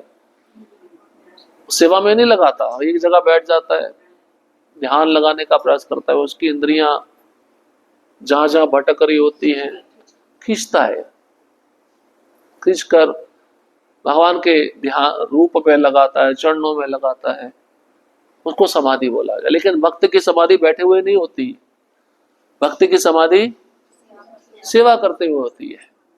आप भगवत गीता का 12वां अध्याय उसका 5वां या 6वां श्लोक का तात्पर्य प्रभुपाद जी उसमें लिखते हैं। वो सब सेवाओं का वर्णन करते हैं जो भक्त सुबह उठने से लेकर रात्रि सोने तक करता रहता है, उसी को समाधि बोला गया। विशेष है ना, कलयुग में समाधि बैठकर नहीं ली जा सकती। समाधि के लिए आप आंख बंद करोगे, आपका मन इतना चंचल है, वो भटकता रहेगा। इसलिए अच्छा उस मन को सेवा में लगाओ। जन्माष्टमी के दिन क्या हाल होता है, ध्यान रहता है, और वो सुबह से लेकर रात तक सेवा सेवा सेवा, और जप करने का भी समय नहीं मिलता, उसी को समाधि बोला गया है। सेवा ज्यादा महत्वपूर्ण है।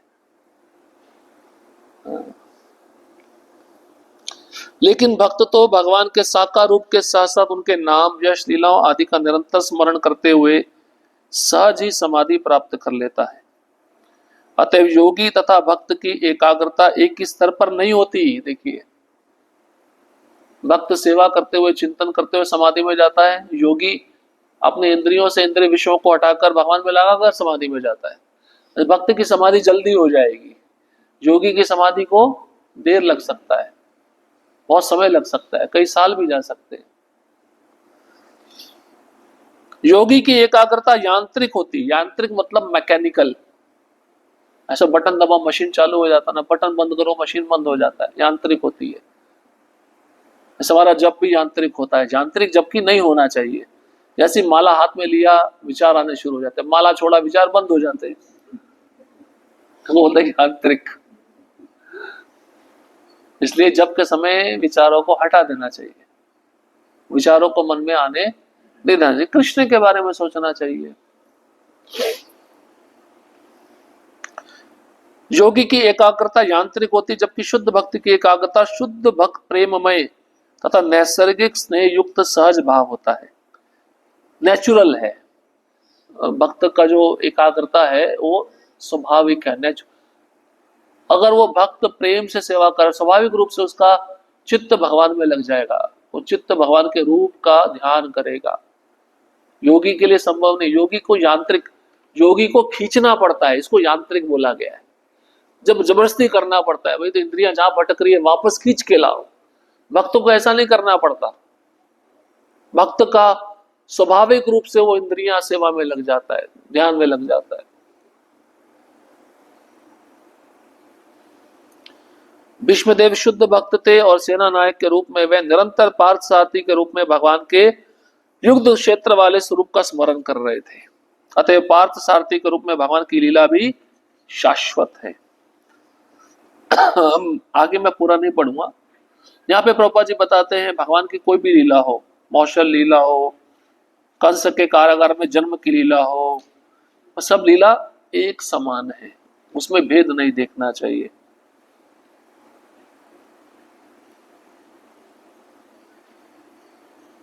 कुरुक्षेत्र की युद्ध भूमि के सारे सैनिकों तथा व्यक्तियों को ने मृत्यु के बाद भगवान जैसा अपना मूल आध्यात्मिक स्वरूप प्राप्त किया, क्योंकि भगवान की अहेतु की कृपा से वे सभी उस अवसर पर उनका साक्षात दर्शन कर सके।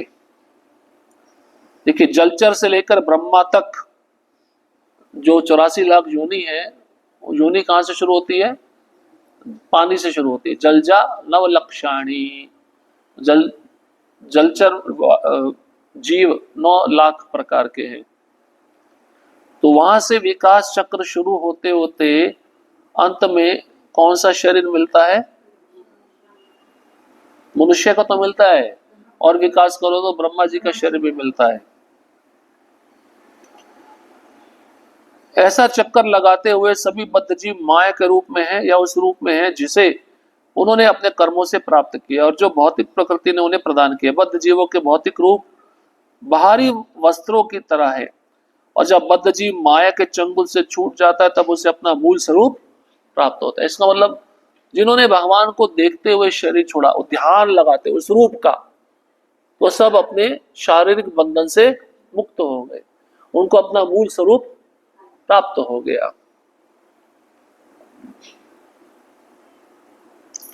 देखिए आगे लिख रहे हैं भगवान, निर्विशेषवादी भगवान के निराकार ब्रह्म तेज को प्राप्त करने का इच्छुक रहता है, लेकिन भगवान के अंश स्वरूप जीवित स्फुलिंगों के लिए रच मात्र भी हितकर नहीं है। अतः निर्विशेषवादी पुनः नीचे गिरते हैं। जो तेज में विलीन हुए उनको वापस आना पड़ता है, क्योंकि सेवा का भाव नहीं है, और फिर से भौतिक रूप प्राप्त करते हैं जो आत्मा के लिए मिथ्या होते हैं। भगवान को आध्यात्मिक स्वरूप जैसा रूप, चाहे वह 2 भुजाओं वाला हो या चतुर्भुजी, भक्तों को आत्मा की मूल प्रकृति के अनुसार वैकुंठ में या गोलोक में प्राप्त होता है। यह स्वरूप जो 100% आध्यात्मिक है, जीव का स्वरूप है, और उन सारे व्यक्तियों ने जिन्होंने कुरुक्षेत्र के युद्ध भूमि में दोनों ओर से युद्ध किया, अपना अपना स्वरूप प्राप्त किया, जिसकी पुष्टि भीष्म देव कर रहे हैं। अतः भगवान श्री कृष्ण केवल पांडवों पर ही कृपालु नहीं थे, वह दूसरे पक्षों पर भी दयालु थे, क्योंकि उन सबों को एक ही जैसा फल प्राप्त हुआ। भीष्मदेव भी वही सुविधा चाह रहे थे और यही भगवान से उनकी प्रार्थना थी। यद्यपि भगवान के पार्षद रूप में किसी भी स्थिति में उनका पद सुरक्षित है, निष्कर्ष यह निकला कि जो भी व्यक्ति भगवान का दर्शन करते हुए मरता है, चाहे वह दर्शन भीतर से हो या बाहर से, वह अपना स्वरूप प्राप्त करता है। यही जीवन की सर्वोच्च सिद्धि है। तो भगवान ये भी कहता है ना, जैसी आपकी इच्छा होती है उस इच्छा को मैं पूरा करता हूं, या नहीं? तो ऐसा हम एक्सपेक्ट नहीं कर सकते कि युद्ध भूमि में जितने सारे योद्धा थे सब भक्त थे।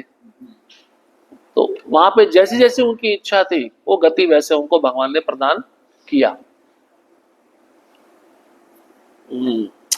अब अगला श्लोक जो है गोपियों के साथ जो कृष्ण का संबंध है उसके विषय में विश्व पितामह बता रहे हैं।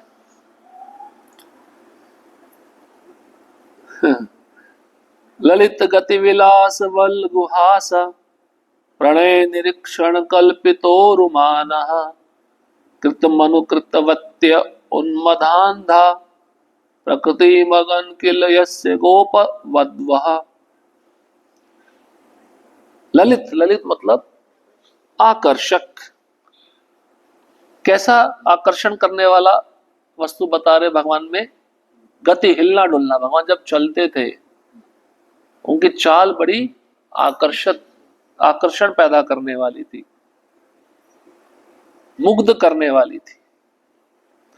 वल्गु हासा, उनका जो हंसना है वो भी आकर्षित करने वाला है।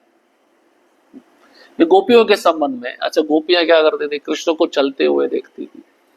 कभी कृष्ण हाथी की चाल चलते थे, कभी हंस की चाल चलते। कृष्ण के हर चलने में कोई ना कोई चाल एक जैसी नहीं रहती थी, बदलती रहती थी।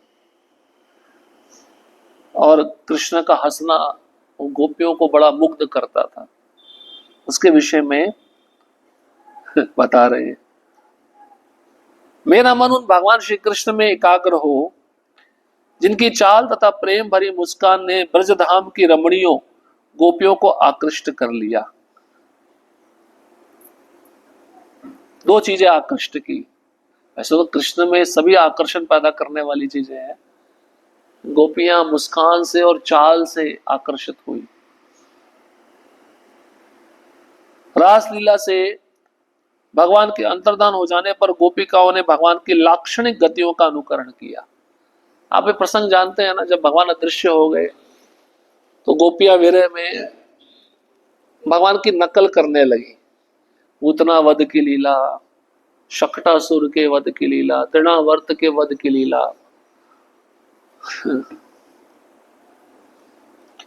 ब्रजभूमि की गोपियों ने प्रेममय सेवा में अतीव आह्लाद से भगवान के साथ साथ नाचकर, माधुर्य रूप में उनका आलिंगन करके, उनके साथ हास परिहास करके तथा प्रेम पूर्ण भाव में उनकी ओर देखकर उनके साथ एकात्म स्थापित किया। एकात्म का अर्थ क्या होता है? भगवान की इच्छा में अपनी इच्छा को मिलाना या भगवान के चिंतन में लगे रहना, एकात्म उसको कहते हैं। अब ये जो मायावादी लोग होते हैं वो एकात्म को क्या समझते हैं? विलीन हो जाना। गोपियां भी एकात्म हो गई थी। कैसे हुई थी? भगवान की लीला का अनुकरण कर रही थी, नकल कर रही थी, उनको याद आ रहा था बहुत। इसको कहते हैं एकात्मय।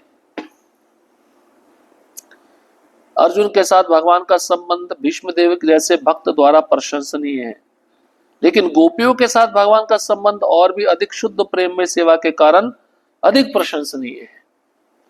भगवान की कृपा से अर्जुन को सारथी के रूप में भगवान की भ्रातृ सेवा प्राप्त हुई थी, लेकिन भगवान ने अर्जुन को अपने समान स्तर की शक्ति प्रदान नहीं की। किंतु गोपियां तो भगवान के बराबर का स्तर प्राप्त करके असल में भगवान के साथ एकात्म हो गई। भीष्म द्वारा गोपियों के स्मरण उनकी इस आकांक्षा की एक प्रार्थना है, जिससे उन्हें जीवन की अंतिम अवस्था में गोपियों की कृपा भी प्राप्त हो सके। अब सोचिए, भीष्म पितामह शरीर छोड़ने वाले हैं, शरीर छोड़ने से पहले गोपियों का चिंतन कर रहे हैं। गोपियां कितनी महान होंगी सोचिए। इसका मतलब कृष्ण और गोपियों का संबंध कोई भौतिक स्तर पे नहीं है, आध्यात्मिक स्तर पे आनंद प्रदान कराने वाला है, मुक्ति प्रदान करने वाला है। इसलिए तो भीष्म पितामह चिंतन कर रहे हैं ना। और इस संबंध को चैतन्य महाप्रभु भी महान माने हैं।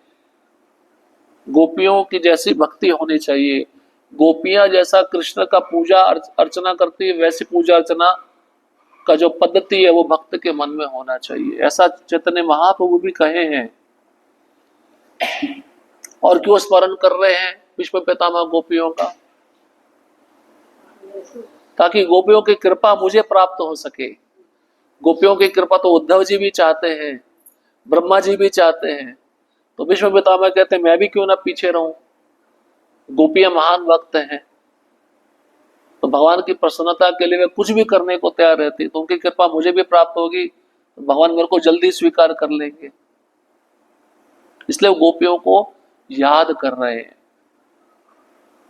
भगवान अपने शुद्ध भक्तों को महिमा मंडित होते देखकर अधिक प्रसन्न होते हैं। अतः भीष्मदेव ने केवल अर्जुन के कृत्यों का यशोगान नहीं किया, अपितु गोपियों का भी स्मरण किया, जिन्हें भगवान की प्रेममय सेवा करने के कारण भगवान की अद्वितीय कृपा प्राप्त हो सकी। देखिए, अर्जुन को तो प्रेम करते थे भगवान, लेकिन जो प्रेम गोपियों को करते थे वैसा अर्जुन को नहीं करते थे। अर्जुन का प्रेम सख्य स्तर पे था ना, गोपियों का प्रेम माधुर्य स्तर पे था। माधुर्य श्रेष्ठ है ना, इसलिए भगवान ने गोपियों को एकात्म दिया। एकात्म मतलब रासलीला किया, एकांत में उनको उनके साथ में रहे, उनके साथ हास परिहास किया। अर्जुन के साथ ऐसा नहीं किया है। जो कृपा गोपियों को प्राप्त हुई वो अर्जुन को प्राप्त नहीं हुई।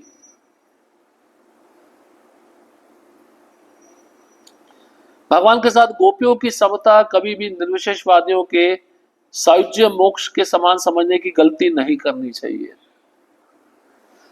निर्विशेषवादी क्या सोचते हैं कि जो गोपियां हैं भगवान के साथ उनका जो संबंध है सायुज्य मोक्ष है, सायुज्य मुक्ति। सायुज्य मतलब भगवान में मिल जाना। ऐसा कभी हुआ?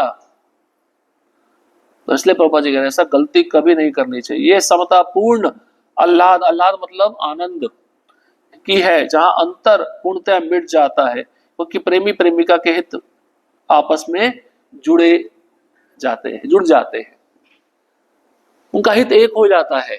इसी को एकात्म में बोला गया है। जैसे कृष्ण ने वेणु बजाया, गोपियों को बोला, तुरंत आ गई, है ना। जो भी कृष्ण चाहते थे गोपियों ने वही किया, उसको एकात्म बोला गया। श्लोक क्रमांक 41। अब राजसूय यज्ञ का स्मरण कर रहे हैं। राजसूय यज्ञ के समय जब प्रश्न उठा किसकी पूजा करनी चाहिए, कौन सर्वोपरि है, तो क्या निरीक्षण निकला, क्या मत निकला? भगवान कृष्ण सर्वोपरि है। सभी माने थे लेकिन एक नहीं माना था, शिशुपाल। कहीं ना कहीं दुष्ट लोग रहते ही हैं, तो वो प्रसंग याद कर रहे हैं भीष्म पितामह। देखो कैसे रील घूम रहा है उनके माइंड में ये सब लीलाओं का।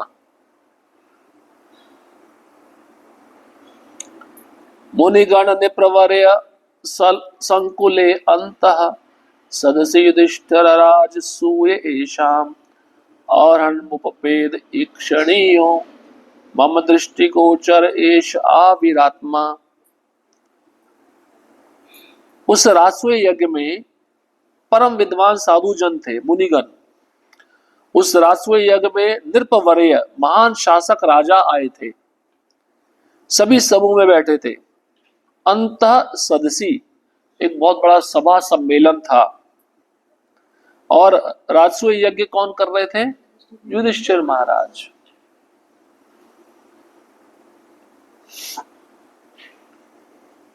तो भीष्म पितामह कहते हैं मैं सबको देख रहा था, मुनियों को देख रहा था, राजाओं को देख रहा था, लेकिन उसमें जो आपका रूप था बहुत बहुत आकर्षण पैदा करने वाला था, उस रूप का मैं ध्यान कर रहा हूं।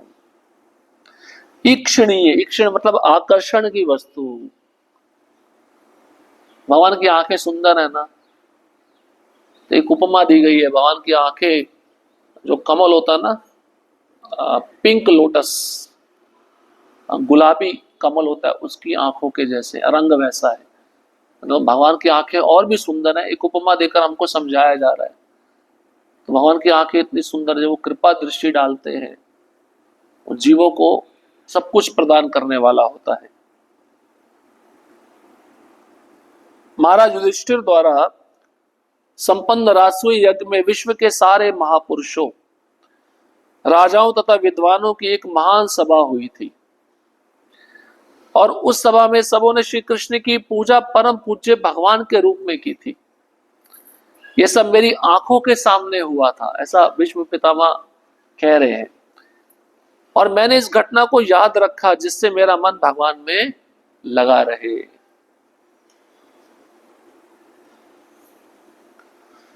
कुरुक्षेत्र युद्ध में विजय होने के बाद चक्रवर्ती सम्राट महाराज युधिष्ठिर ने राजसूय यज्ञ संपन्न किया। उन दिनों सिंहासन पर बैठने के बाद राजा अपनी श्रेष्ठता घोषित करने के उद्देश्य से विश्व भर में विचरण हेतु एक घोड़ा छोड़ता था, और किसी भी राजकुमार या राजा को यह स्वतंत्रता थी कि वह उस सम्राट की सत्ता को माने या ना माने। जो विरोध करता था उसे सम्राट से युद्ध करके विजय द्वारा अपनी श्रेष्ठता सिद्ध करनी होती थी। हारने पर उसे अपने जीवन की बलि देनी होती थी, जिससे उसके स्थान पर दूसरा राजा या प्रशासक बन सके। अतः महाराज युधिष्ठिर ने भी ऐसा ही घोड़ा छोड़ा, और संसार भर के राजाओं तथा राजकुमारों ने महाराज युधिष्ठिर के नेतृत्व को चक्रवर्ती सम्राट के रूप में स्वीकार कर लिया। पूरी पृथ्वी के सम्राट थे कौन? महाराज युधिष्ठिर। क्या प्रमाण था? ये यज्ञ प्रमाण था।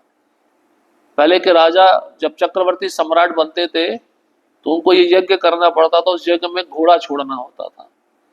अब पूरी पृथ्वी पे घोड़ा घूमेगा, अब जिसके पास भी वो घोड़ा जाएगा या तो उस घोड़े को चुराकर राजा के साथ युद्ध करे, एक तो ये है, नहीं तो उसका सत्ता को स्वीकार करे, और युद्ध में उसको बलि देनी पड़ेगी, अपनी मरना पड़ेगा। ये सब नियम है चक्रवर्ती सम्राट बनने के। अभी ऐसा कोई नियम है प्रधानमंत्री बनने का? ऐसा प्रभुपाद जी एक जगह लिखते हैं, पहले के राजा लोग शिकार क्यों करते थे पता है आपको? बहुत सारे कारण लिखे हैं प्रभुपाद जी, आपको पता होना चाहिए। अभी क्यों नहीं करते? पहले के राजा लोग शिकार क्यों करते थे? जंगल में जाके आखेट क्यों करते थे? हाँ, उनको एक शौर्य दिखाना, शौर्य होता है, डरता नहीं किसी से, क्षत्रिय।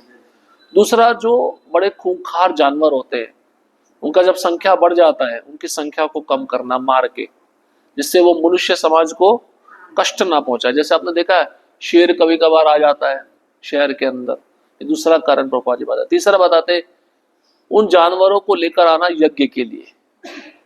यज्ञ में क्यों लेके आना? उनको नया जीवन देना मंत्र की शक्ति के आधार पर, इसलिए शिकार खेला जाता था। लेकिन अब वो शिकार क्यों बंद हो गया? क्योंकि अब जो प्रीस्ट है, प्रीस्ट मतलब जो पुरोहित है, यज्ञ करने वाले, उनमें शुद्धता नहीं रही। मंत्र के बल पर अब वो उस मरे हुए जानवर को नया शरीर प्रदान नहीं कर सकते, इसलिए बंद हो गया। और आजकल के क्षत्रियों में कोई वीरता नहीं है, खाली ऑर्डर है। ऑर्डर समझते हैं? प्रभुपाद जी के लेक्चर में बताते हैं क्षत्रिय के लिए दो विकल्प हैं, या तो जीत के आना या तो मर के आना। अगर वो बच के आ गया घाव लेकर, उसकी रानी दरवाजा नहीं खोलती थी।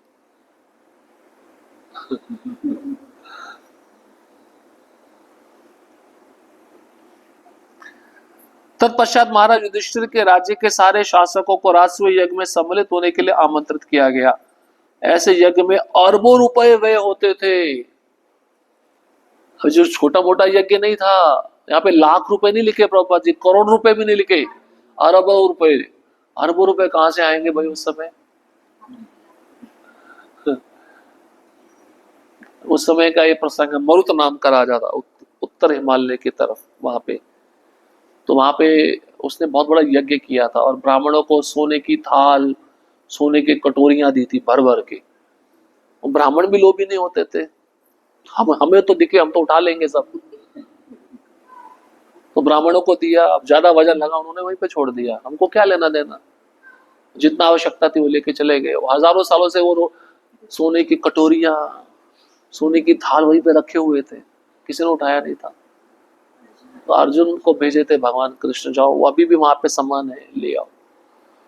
वो सोने के सब चीजें लेकर महाराज युधिष्ठिर ने वो यज्ञ संपन्न किया था। क्योंकि अब यज्ञ करवा रहे हो, आपको ब्राह्मणों को दान देना पड़ेगा ना, प्रचुर मात्रा में दान देना पड़ता है। विश्व के सारे राजा आते हैं, उनके रहने की व्यवस्था, खाने की व्यवस्था, ये सब उसमें खर्चा होता है ना, अरबों रुपए लगता है।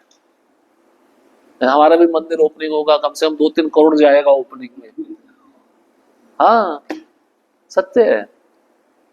आप जितना ऐश्वर्यशाली बनाना चाहते हो, पैसा उतना अधिक लगेगा ना।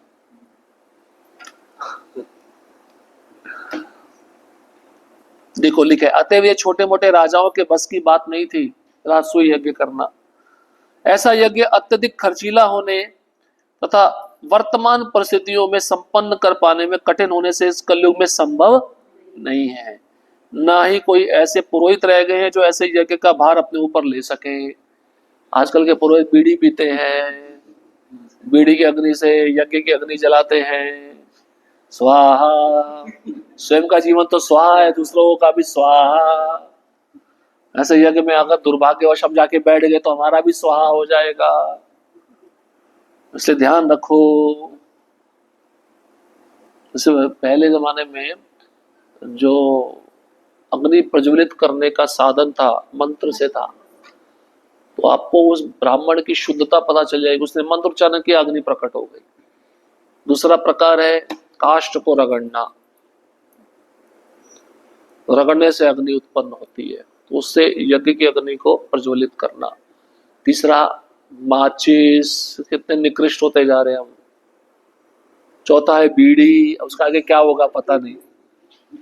गुरु महाराज बताए थे, मैं एक बार यज्ञ देखे, वो जो पुरोहित था, ब्राह्मण था, उनको कुछ दिख नहीं रहा था, उसने बीड़ी से ही जलाया। कैसे देवता प्रसन्न होंगे? ऐसे इस प्रकार यज्ञ करने से देवता कैसे प्रसन्न होंगे? और देवता प्रसन्न नहीं होंगे तो वर्षा नहीं होगी, वर्षा नहीं होगी तो अकाल पड़ेगा, सब भूखे मरेंगे। इसलिए एकमात्र है संकीर्तन यज्ञ।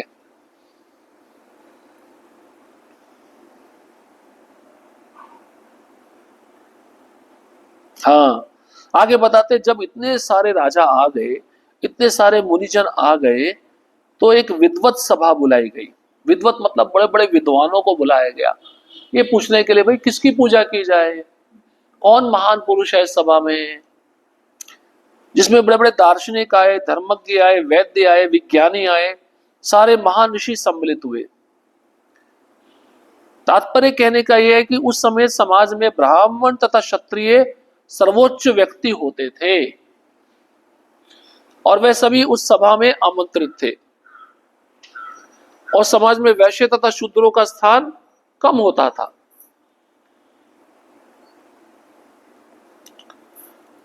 इस तरह उस महान सभा में भगवान श्री कृष्ण सबकी आंखों के तारे बने हुए थे। सबकी आंखों के तारे मतलब, और आंखें बार बार उन्हीं की तरफ जा रही थी, उन्हीं की तरफ देखने का मन कर रहा था। छोटा बच्चा होता ना, आकर्षण का केंद्र बिंदु हो जाता, सब उसको उठाना चाहते हैं। ऐसे उसी सभा में भगवान को सब देख रहे थे।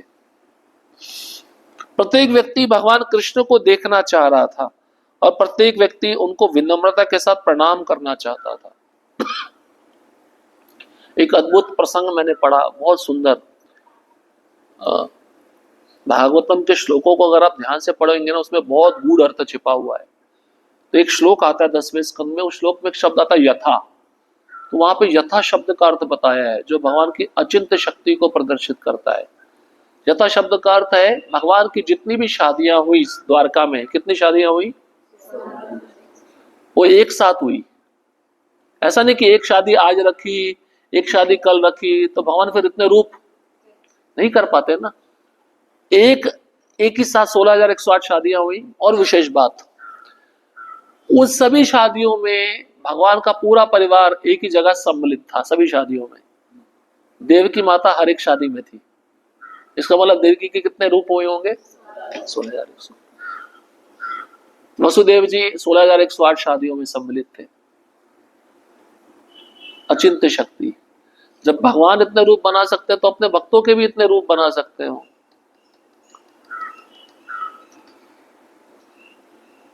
भगवान की अचिंत्य शक्ति। विष्णुदेव को यह सब कुछ स्मरण था, अतः उन्हें प्रसन्नता थी कि उनके आराध्य पूर्ण पुरुषोत्तम भगवान उनकी आंखों के सामने अपने वास्तविक स्वरूप में उपस्थित थे। अतः परमेश्वर का ध्यान करना, उनके कार्यकलापों, रूप, लीलाओं, नाम तथा यश का ध्यान करना है, यह उससे सरल है जिसको सर्वोपरि के निराकार पक्ष का ध्यान माना जाता है। अब निराकार का ध्यान करना यह आसान है या श्याम सुंदर जी का ध्यान करना यह आसान है? तो कोई भी व्यक्ति जो बुद्धिमान है विचार करके बता सकता है। तो निराकार पक्ष का ध्यान कोई ध्यान नहीं है, ये तो समय की बर्बादी है। प्रभा जी लिख रहे हैं समय का अपव्यय मात्र है, क्योंकि इससे शायद ही कभी वांछित फल प्राप्त होता है। किंतु भक्तगण भगवान के वास्तविक स्वरूप तथा उनकी लीलाओं का ध्यान करते हैं और ऐसे में भगवान भक्तों के लिए सहज सुलभ है। भगवान अपने दिव्य कार्यकलापों से अभिन्न है। इस श्लोक में इसका भी संकेत हुआ है कि जब भगवान कृष्ण मानव समाज के समक्ष वास्तविक रूप में, विशेष रूप से कुरुक्षेत्र के युद्ध में उपस्थित हुए, तो वह उस समय के महानतम पुरुष माने गए, भले ही तब उन्हें पूर्ण पुरुषोत्तम भगवान ना स्वीकार किया गया हो। यह प्रचार कि कोई महापुरुष मृत्यु के बाद ईश्वर की भांति पूजा जाता है भ्रामक है, क्योंकि मृत्यु के बाद कोई भी मनुष्य को ईश्वर नहीं बनाया जा सकता, ना ही भगवान कभी मनुष्य हो सकते हैं, भले ही वे साक्षात विद्यमान क्यों ना हो। ये दोनों ही विचार भ्रांति मूलक है। मानववाद का विचार भगवान कृष्ण पर लागू नहीं होता। कहने का मतलब ये है कि भगवान को महापुरुष के रूप में चुना गया। अब कई लोग ऐसे थे जो उनको भगवान के रूप में नहीं जानते थे, लेकिन लगा यही श्रेष्ठ है, सुंदर है, इन्हीं की पूजा करनी चाहिए। ये भी एक कारण बताया जा रहा है। श्लोक क्रमांक 42। भगवान का जो साकार रूप है, जो सुंदर है, यही ध्यान करने योग्य है, यही साक्षात्कार अनुभव करने योग्य है, उसके विषय में बता रहे हैं।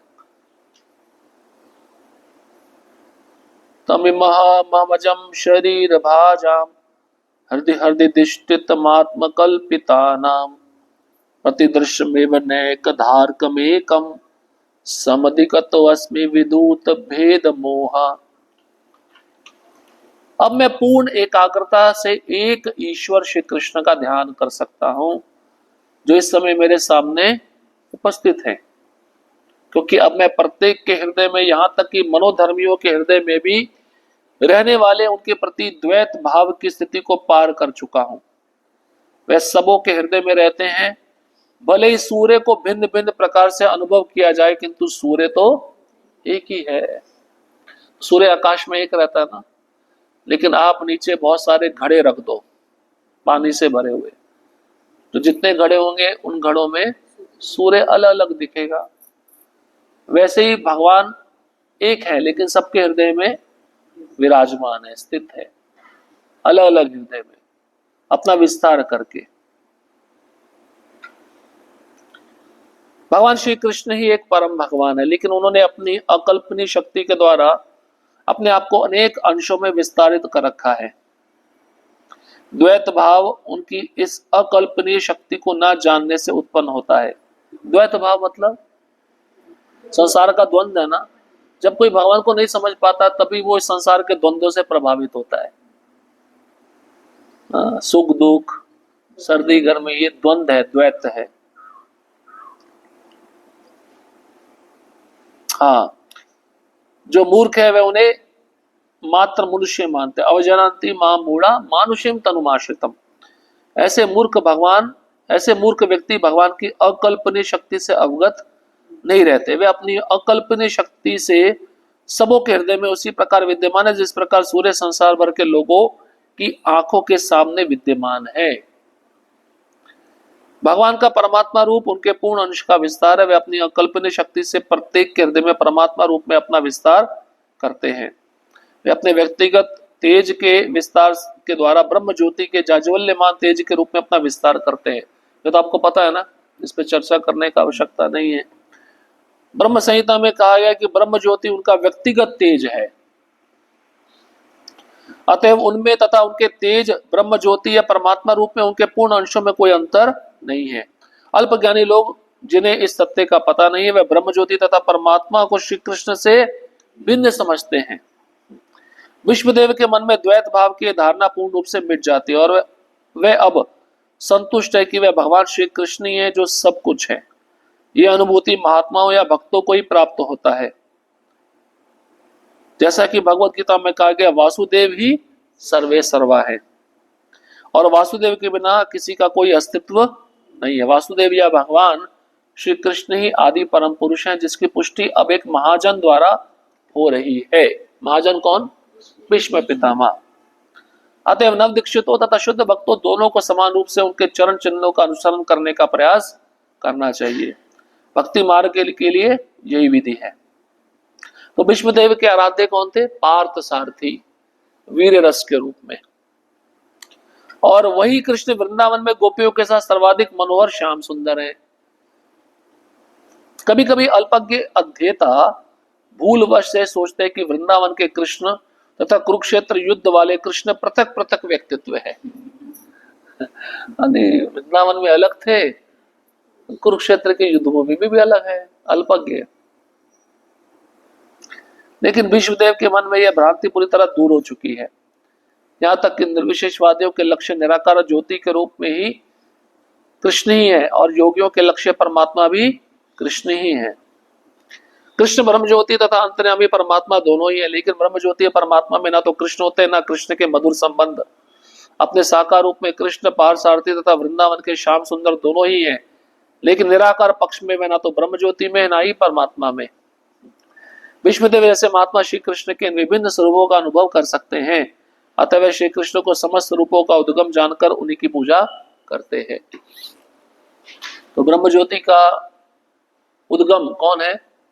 भगवान है। परमात्मा का उद्गम कौन है? कृष्ण है। लेकिन कृष्ण ये दोनों में नहीं है, ये दोनों कृष्ण में है, ऐसा समझाया जा रहा है। तो यहां पर विष्णुदेव की प्रार्थना समाप्त होती है। श्लोक क्रमांक 43। अब विष्णुदेव को निर्विकल्प समाधि प्राप्त होती है। सुतुवाच कृष्ण एवं भगवती मनोवाग दृष्टि वृत्ति भी आत्मन्य आत्ममनावेश्य सो अंतश्वास उपारमत। सुत गोस्वामी ने कहा, इस प्रकार विश्वदेव ने मन, वाणी, दृष्टि तथा कार्यों से अपने आप को परमात्मा अर्थात पूर्ण पुरुषोत्तम भगवान श्री कृष्ण में लीन कर दिया और शांत हो गए और उनकी श्वास रुक गई। इसका मतलब उन्होंने अपना देह त्याग दिया। लेकिन यहाँ पे विशेष बात बता रहे, कृष्ण मतलब भगवान कृष्ण में क्या क्या लगाया? मनहा, अपने मन को लगाया, मन से स्मरण किया। वाका, वाणी से उनका स्तुति किया। दृष्टि से उनको देख रहे थे। इस तरह उन्होंने अपना शरीर भगवान के समक्ष त्याग दिया।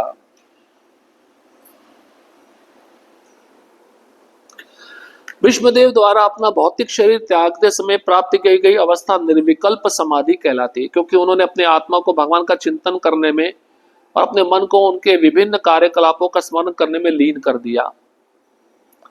उन्होंने भगवान की महिमा का कीर्तन किया और अपनी दृष्टि से वे अपने समक्ष खड़े साक्षात भगवान का दर्शन करते रहे और इस प्रकार उनके सारे कार्यकलाप अविचल भाव से भगवान में एकाग्र हो गए। निर्विकल्प का अर्थ क्या है? निर्विकल्प का अर्थ है अविचल, जिसका मन निरंतर कृष्ण में लगा रहे, उसको कहते हैं निर्विकल्प समाधि। एक क्षण के लिए भी कृष्ण का विस्मरण ना हो, यह सिद्धि की सर्वोच्च अवस्था है और भक्ति में सेवा का अभ्यास करके हर किसी के लिए इस अवस्था को प्राप्त करना संभव है। तो प्रभुपाद जी नवदा भक्ति का वर्णन कर रहे हैं। इनमें से प्रथम चरण श्रवण सर्वाधिक महत्वपूर्ण है। नवदा भक्ति में सबसे ज्यादा इंपॉर्टेंट क्या है? जो आप अभी कर रहे हो। हमें भी मृत्यु के समय विष्णुदेव को प्राप्त होने वाली अपूर्व स्थिति प्राप्त हो सकती है, भले ही साक्षात भगवान कृष्ण उपस्थित ना भी हो। चलो कृष्ण हमारे सामने ना रहे तो जो हमने सुना है उसका चिंतन करें तो हमको भी भीष्म पितामह जैसा समाधि प्राप्त हो सकता है। भगवत गीता या श्रीमद् भागवत के भगवान के शब्द उनसे अभिन्न है। देखिए प्रभुपाद जी बोल रहे हैं, जो भगवत गीता है, भागवतम है, उसी को आप चिंतन करो, यही निर्विकल्प समाधि है। वे भगवान के शब्द अवतार हैं और कोई भी मनुष्य 8 वसुओं में से एक श्री विष्णुदेव जैसी अवस्था प्राप्त करके इनका लाभ उठा सकता है। प्रत्येक मनुष्य या पशु को निश्चित आयु में मरना होता है, लेकिन जो व्यक्ति विष्णुदेव की तरह मरता है वह पूर्णता प्राप्त करता है, और जो प्रकृति के नियमों से बाध्य होकर मरता है वह पशु की तरह मरता है।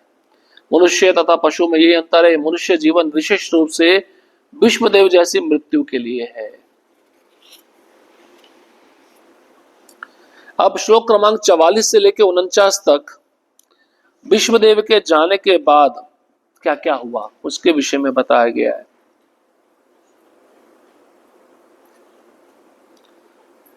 श्लोक क्रमांक 44, संपद्यमानमाज्ञाय भीष्मं ब्रह्मणि निष्कले सर्वे बभूवस्तु तुष्णिं वयासीव दिनात्यये।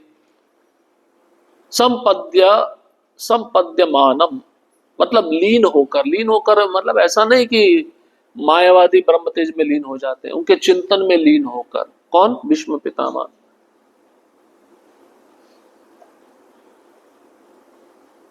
ये जानकर कि भीष्मदेव अनंत परम पूर्ण में लीन हो गए, वहां पर उपस्थित सारे लोग उसी तरह मौन हो गए जिस प्रकार दिन समाप्त होने पर पक्षी मौन हो जाते हैं। तो महान आत्मा चले गए ना, सबको दुख होने लगा, सब मौन हो गए।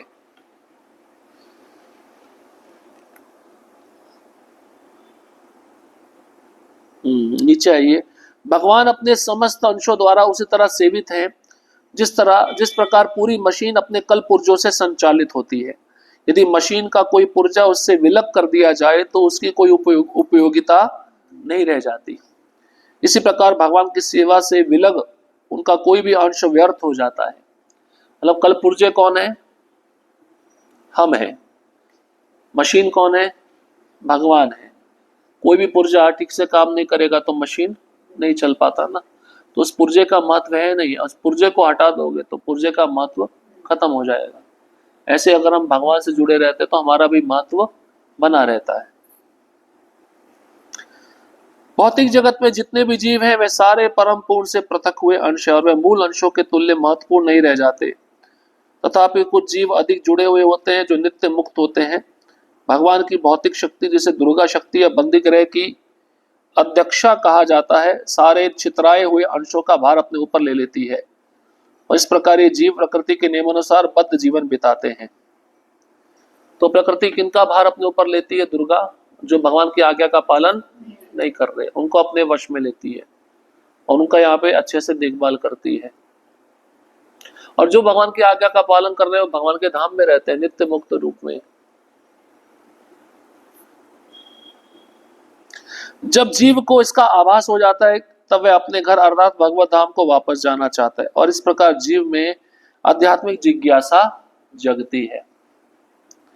यह आध्यात्मिक जिज्ञासा ब्रह्म जिज्ञासा कहलाती है। प्रमुख रूप से यह ब्रह्म जिज्ञासा ज्ञान, वैराग्य तथा भगवत भक्ति से सफलीभूत होती है। ज्ञान का अर्थ है पर ब्रह्म अर्थात परम पूर्ण विषयक प्रत्येक वस्तु का ज्ञान। वैराग्य का अर्थ है भौतिक आसक्ति से विरक्ति और भक्ति में सेवा, जीव की मूल स्थिति के द्वारा अभ्यास किया जाने वाला पुनर्जागरण।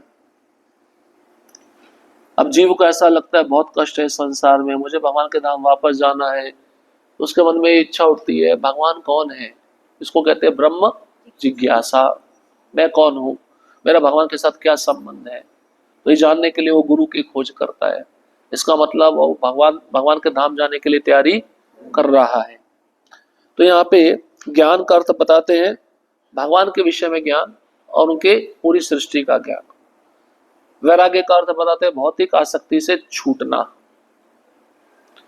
और भक्ति में सेवा का अर्थ है वह अभ्यास जो हमारा खोया हुआ संबंध पुनः हमें भगवान के साथ जोड़ता है। ज्ञानी तथा योगी भगवान के व्यक्तित्वहीन तेज में प्रविष्ट होते हैं, लेकिन भक्त वैकुंठ लोक कहे जाने वाले दिव्य लोकों में प्रविष्ट होते हैं। इन दिव्य लोकों में नारायण के रूप में परमेश्वर का आधिपत्य रहता है और स्वस्थ तथा मुक्त जीव दास, सखा, माता पिता तथा प्रेमी के रूप में भगवान की प्रेममयी सेवा करते हुए वहां रहते हैं। ठीक है, तो ब्रह्म ज्योति वाले, योग सिद्धि वाले वैकुंठ नहीं जा सकते। वैकुंठ में जाने का अधिकारी कौन है? भगवान के भक्त हैं। देखिए नीचे लिखा है, भगवान का शुद्ध भक्त होने के कारण विष्णुदेव आध्यात्मिक क्षेत्र में वैकुंठ ग्रहों में से एक में प्रविष्ट हुए, जहां भगवान अपने पार्थ सारथी रूप में मुक्त जीवों के ऊपर अधिकार जमाए हुए और वह जीव निरंतर उनकी सेवा में लगे रहते हैं। तो एक वैकुंठ लोक है जिसका नाम है पार्थ सारथी। वैकुंठ लोक बहुत सारे हैं ना, किसी वैकुंठ लोक में भगवान नरसिंह रहते हैं, किसी में मत्स्य अवतार रहता है, किसी में बुद्ध रहते हैं। तो ऐसे लोक है, उसमें भगवान का रूप है पार्थ सारथी। विश्व पितामह उस लोक में गए। भगवान तथा भक्त जिस प्रेम तथा स्नेह से बंधे रहते हैं वे भीष्मदेव में प्रकट है। भीष्मदेव भगवान के पारसारथी वाले दिव्य स्वरूप को कभी नहीं भूले और जिस समय भीष्मदेव दिव्य लोक को प्रयाण कर रहे थे तब भगवान सशरीर उनके समक्ष उपस्थित थे। यह जीवन की सर्वोच्च सिद्धि है।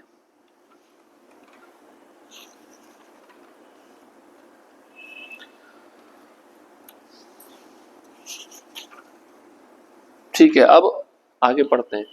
श्लोक क्रमांक 45। तत्र दुंदुभयो ने दुर्देव मानव वादिता शंशसु साधवो राज्ञाम खात्पेतु पुष्प वृष्टया।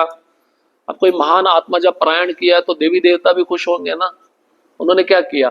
तत्पश्चात मनुष्यों तथा देवताओं ने सम्मान में नगाड़े बजाए और निष्ठावान राजाओं ने सम्मान तथा आदर प्रदर्शित किया और आकाश से पुष्पों की वर्षा होने लगी। आज ही हम पढ़ रहे थे, महाराज परीक्षित के समय देवता पृथ्वी पे आते थे। जब महाराज परीक्षित ने भी संकल्प लिया कि मैं आमरण उपवास कर रहा हूं, तो ये सुनकर देवताओं ने पुष्प वृष्टि की, देवी नगाड़े बजाए। लेकिन देवता अब नहीं आते। क्यों? पाप अधिक बढ़ गया ना। अब कोई शुद्ध रहता ही नहीं है, कोई मंगल आरती आता ही नहीं है, प्रसाद में सबका मन लगा हुआ है। ये सोचना पड़ेगा इसके लिए। और प्रभुपाद जी के समय देवता आते थे, प्रभुपाद जी का दर्शन करते थे, प्रभुपाद जी उनको देखते थे।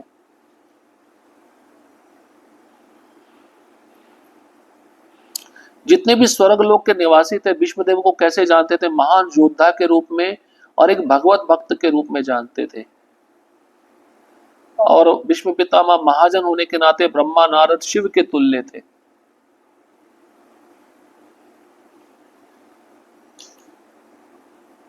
देखिए अब ऐसे कैसे पता चल गया देवताओं को, इतनी दूर कैसे सूचना पहुंच गई? कोई रेडियो तो नहीं था, कोई मोबाइल नहीं था, यहाँ पे प्रभुपाद जी बता रहे हैं। इस प्रकार भीष्मदेव ब्रह्मांड में सर्वत्र विख्यात थे और उनके समय में एक लोक से दूसरे लोक की यात्रा व्यर्थ के यांत्रिक अंतरिक्ष यानों के द्वारा नहीं अपितु सूक्ष्मतर विधियों से संपन्न की जाती थी। तो यान की आवश्यकता नहीं पड़ती थी, यात्रा व्यक्ति उड़ जाता था, सिद्धियां थी, एक लोक से दूसरे लोक में पहुंच जाता था। जब सुदूर ग्रहों को भीष्मदेव के निधन की सूचना भेजी गई, उच्च लोकों के निवासियों ने तथा पृथ्वी के निवासियों ने दिवंगत महापुरुष के सम्मान में पुष्पों की वर्षा की। स्वर्ग से फूलों की वर्षा देवताओं द्वारा मान्यता का चिन्ह है और इसकी तुलना कभी भी शव को फूलों से सजाने से नहीं की जानी चाहिए। देवता जो फूल बरसाते हैं वो फूल ऐसे होते हैं, सूखते नहीं है, सुगंध बनी रहती है। और यहाँ के फूल कैसे हैं? यहाँ पे कोई 100 साल के बाद मरे तो उसका यात्रा निकाला जाता है, उसकी शव यात्रा निकाली जाती है सजा कर, फूल वो फूल सूख जाते हैं। तो देवताओं के द्वारा दिए गए पुष्प और यहाँ के पुष्पों मतलब दोनों में अंतर है। और यहाँ का कोई व्यक्ति जाता है लंबा आयु करके और कोई महापुरुष जाता है, महान भक्त जाता है, उसकी भी मृत्यु में बहुत बड़ा जमीन आसमान का अंतर है और दोनों को एक जैसा नहीं मानना चाहिए। भीष्मदेव के शरीर का भौतिक प्रभाव मिट चुका था और उनका शरीर उसी प्रकार आध्यात्मिक बन गया था जिस प्रकार अग्नि के संपर्क में आकर लोहा तप्त लाल हो जाता है। किसके विचारों में लीन थे भीष्म पितामह? उनका पूरा शरीर आध्यात्मिक हो गया था। जैसे अग्नि के संपर्क में लोहा आता है वो तप्त लाल हो जाता है। अतः पूर्णता स्वरूप सिद्ध व्यक्ति का शरीर भौतिक नहीं माना जाता। ऐसे आध्यात्मिक शरीरों के लिए विशेष उत्सव मनाए जाते हैं। जैसे चैतन्य महाप्रभु ने हरदास ठाकुर के लिए उत्सव मनाया था। हरदास ठाकुर को भी भीष्म पितामह जैसा गति प्राप्त हुआ था ना। हाँ देखिए प्रभुपाद जी लिख रहे हैं, आजकल कोई भी व्यक्ति जाता है, सामान्य व्यक्ति मरता तो उसका जयंती समारोह मनाया जाता है। जयंती, गांधी जयंती। जयंती शब्द मनुष्यों के लिए नहीं आना चाहिए।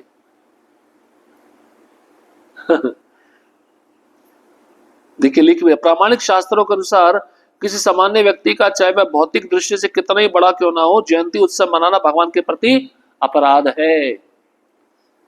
क्योंकि जयंती तो धरा पर भगवान के आविर्भाव दिवस के लिए सुरक्षित है।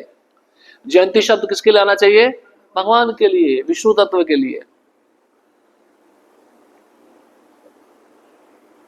विष्णुदेव के कार्यकलाप भी अद्भुत थे और ईश्वर के धाम प्रयाण करना भी उनका अद्भुत था।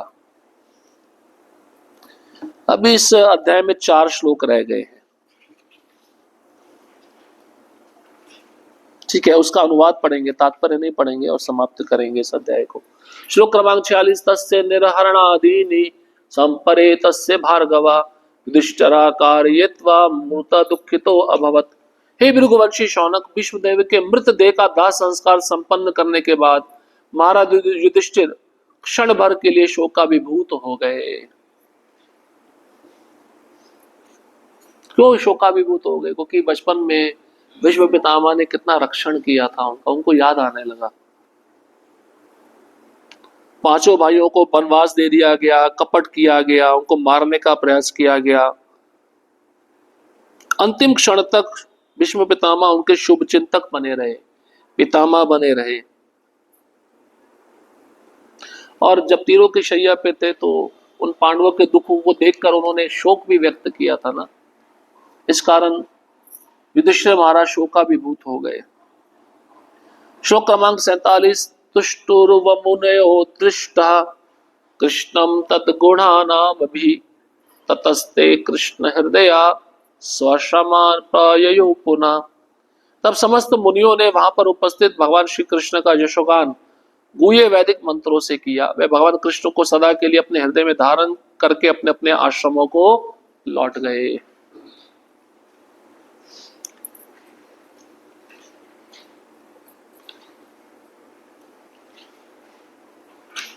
श्लोक क्रमांक 48। ततो युधिष्ठिरो गत्वा सह कृष्णो गजाहयम् पित्रम सांत्वयामास गांधारीं च तपस्विनीम्। तत्पश्चात महाराज युधिष्ठिर भगवान श्री कृष्ण के साथ तुरंत ही अपनी राजधानी हस्तिनापुर गए और वहां पर अपने ताऊ धृतराष्ट्र तथा अपनी ताई तपस्विनी गंधारी को ढांढस बताया। उनको बताया, भीष्मदेव भी चले गए। तो युधिष्ठिर महाराज सभी पांचों भाइयों में बड़े थे ना, तो बताते हुए उनको दुख भी हो रहा है, उनका भी शोक, उनको सांत्वना दे रहे हैं।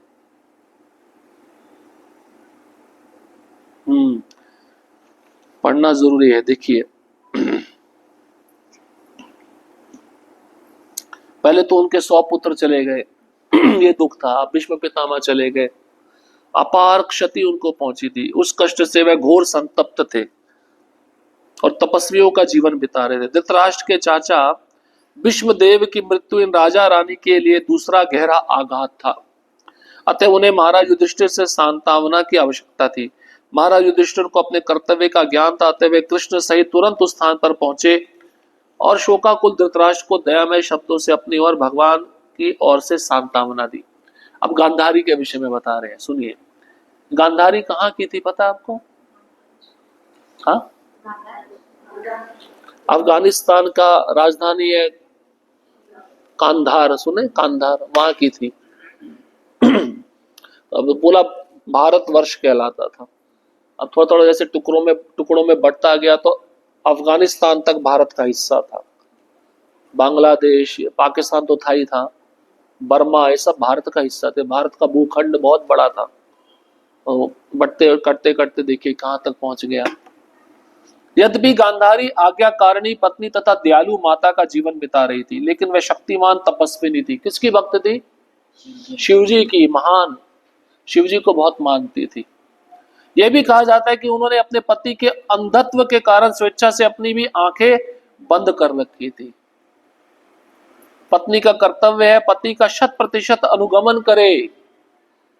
पति अंधा है, वो देख नहीं सकता, तो उसने अपनी आंखों पे पट्टी बांध ली। मैं देखूंगी तो मुझे गर्व हो जाएगा, मेरे अंदर अहंकार आ जाएगा, गर्व ना आए, मैं भी अंधी बन के रहूंगी। पहले की स्त्रियां ऐसे रहती थी। आजकल की स्त्रियां शादी के बाद पति को मरवा रही हैं अपने प्रेमियों के चक्कर में। अब लोग, पुरुष भी सोचते हैं शादी करे या ना करे।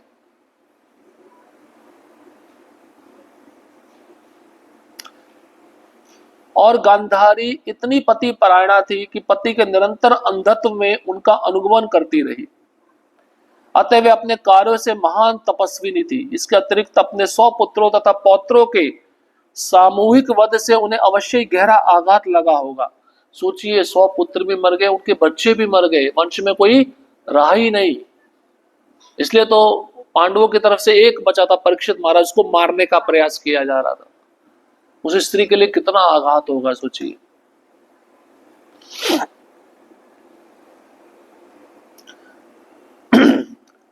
सौ पुत्रों तथा पौत्रों के सामूहिक वध से उन्हें अवश्य गहरा आघात लगा होगा, जो किसी भी स्त्री के लिए दुस्तर है। लेकिन उन्होंने तपस्विनी की भांति यह सब कुछ सह लिया। स्त्री होते हुए भी गांधारी का चरित्र भीष्म देव से किसी तरह कम नहीं था। ये दोनों महाभारत में सुप्रसिद्ध चरित्र है। इस अध्याय का अंतिम श्लोक, पित्रा चानुमतो राजा वासुदेवानुमोदिता चकार राज्यम धर्मेण पितृपेतामहं विभु। तत्पश्चात परम धर्मात्मा राजा महाराज युधिष्ठिर ने अपने ताऊ द्वारा प्रतिपादित तथा श्री कृष्ण द्वारा अनुमोदित राज नियमों के सिद्धांत अनुसार साम्राज्य का संचालन किया। तो भगवान कृष्ण ने कुछ नियम बताए, भीष्म पितामह ने कुछ नियम बताए। उन नियमों के अनुसार महाराज युधिष्ठिर राजगद्दी पे बैठकर राज्य का संचालन करने लगे। अब पिता प्रभुपाद जी लिख रहे, क्योंकि राजा पिता या गुरु से कम नहीं होता। राजा को प्रजा की सामाजिक, राजनीतिक, आर्थिक तथा आध्यात्मिक उत्थान के सभी दृष्टिकोणों से भलाई देखनी होती है। तभी राजा बन सकता है जब प्रजा का रक्षण करे, उसको आध्यात्मिक शिक्षा प्रदान करे। अगर उनके पास में कोई धन नहीं है तो धन के अभाव को दूर करे। हर प्रकार से राजा को ये सोचना पड़ता है। राजा को जानना चाहिए कि मनुष्य जीवन बद्ध आत्मा को भौतिक बंधन से मुक्त करने के लिए है। अतः उनका धर्म है कि वह प्रजा की ठीक से देखभाल करे, जिससे प्रजा सिद्धि की चरम अवस्था को प्राप्त कर सके। सिद्धि की चरम अवस्था मतलब भगवान के धाम जाना। महाराज युधिष्ठिर ने इन नियमों का दृढ़ता से पालन किया, जैसे कि अगले अध्याय से पता चलेगा। उन्होंने न केवल नियमों का पालन किया अपितु उनके वृद्ध ताऊ की सहमति भी प्राप्त की, जो राजनीतिक मामलों में अनुभवी थे, और उसकी पुष्टि भगवान कृष्ण द्वारा भी की गई, जो भगवत गीता दर्शन के वक्ता है। महाराज युधिष्ठिर आदर्श राजा थे, और महाराज युधिष्ठिर जैसे प्रशिक्षित राजा के अधीन एक राजतंत्र सर्वश्रेष्ठ सरकार है, जो आधुनिक गणतंत्रों या सरकारों से कई श्रेष्ठ है।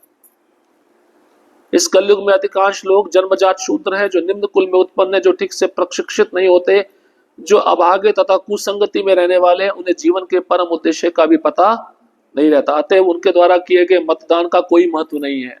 जो आप वोट करके आते हो ना, वोट कोई महत्व नहीं है, सब बेकार है। कल मुझे एक भक्त दिखा रहा था, बोली मैंने पहली बार वोट किया। क्यों आपके मतदान का क्यों महत्व नहीं है? क्योंकि जिसको आप बना रहे हो वो भी शूद्र है, और जो चुनने वाले वो भी शूद्र है। अतः ऐसे गैर जिम्मेदार मतों द्वारा चुने गए प्रतिनिधि कभी भी महाराज युधिष्ठिर के समान जिम्मेदार नहीं हो सकते। इस प्रकार श्रीमद् भागवतम के प्रथम स्कंद के अंतर्गत भगवान कृष्ण की उपस्थिति में भीष्मदेव का देहत्याग नामक नवे अध्याय के भक्ति वेदांत तात्पर्य पूर्ण हुए। अब अगला बहुत सुंदर अध्याय है, द्वारका के लिए भगवान कृष्ण का प्रस्थान। भगवान को बहुत समय हो गया, भगवान को अपनी रानियों का याद आ रहा है। भगवान को याद नहीं आता, रानियों को याद आता है। हमारे प्रभु कब आएंगे? भगवान अब द्वारका के लिए प्रस्थान करेंगे। ठीक है, उसको अगले हफ्ते हम पढ़ेंगे। तो आज शायद 16 तारीख है ना, तो अगला क्लास आपका 23 तारीख अगले सोमवार होगा। ठीक है। हरे कृष्णा कृष्णा कृष्णा हरे हरे, हरे राम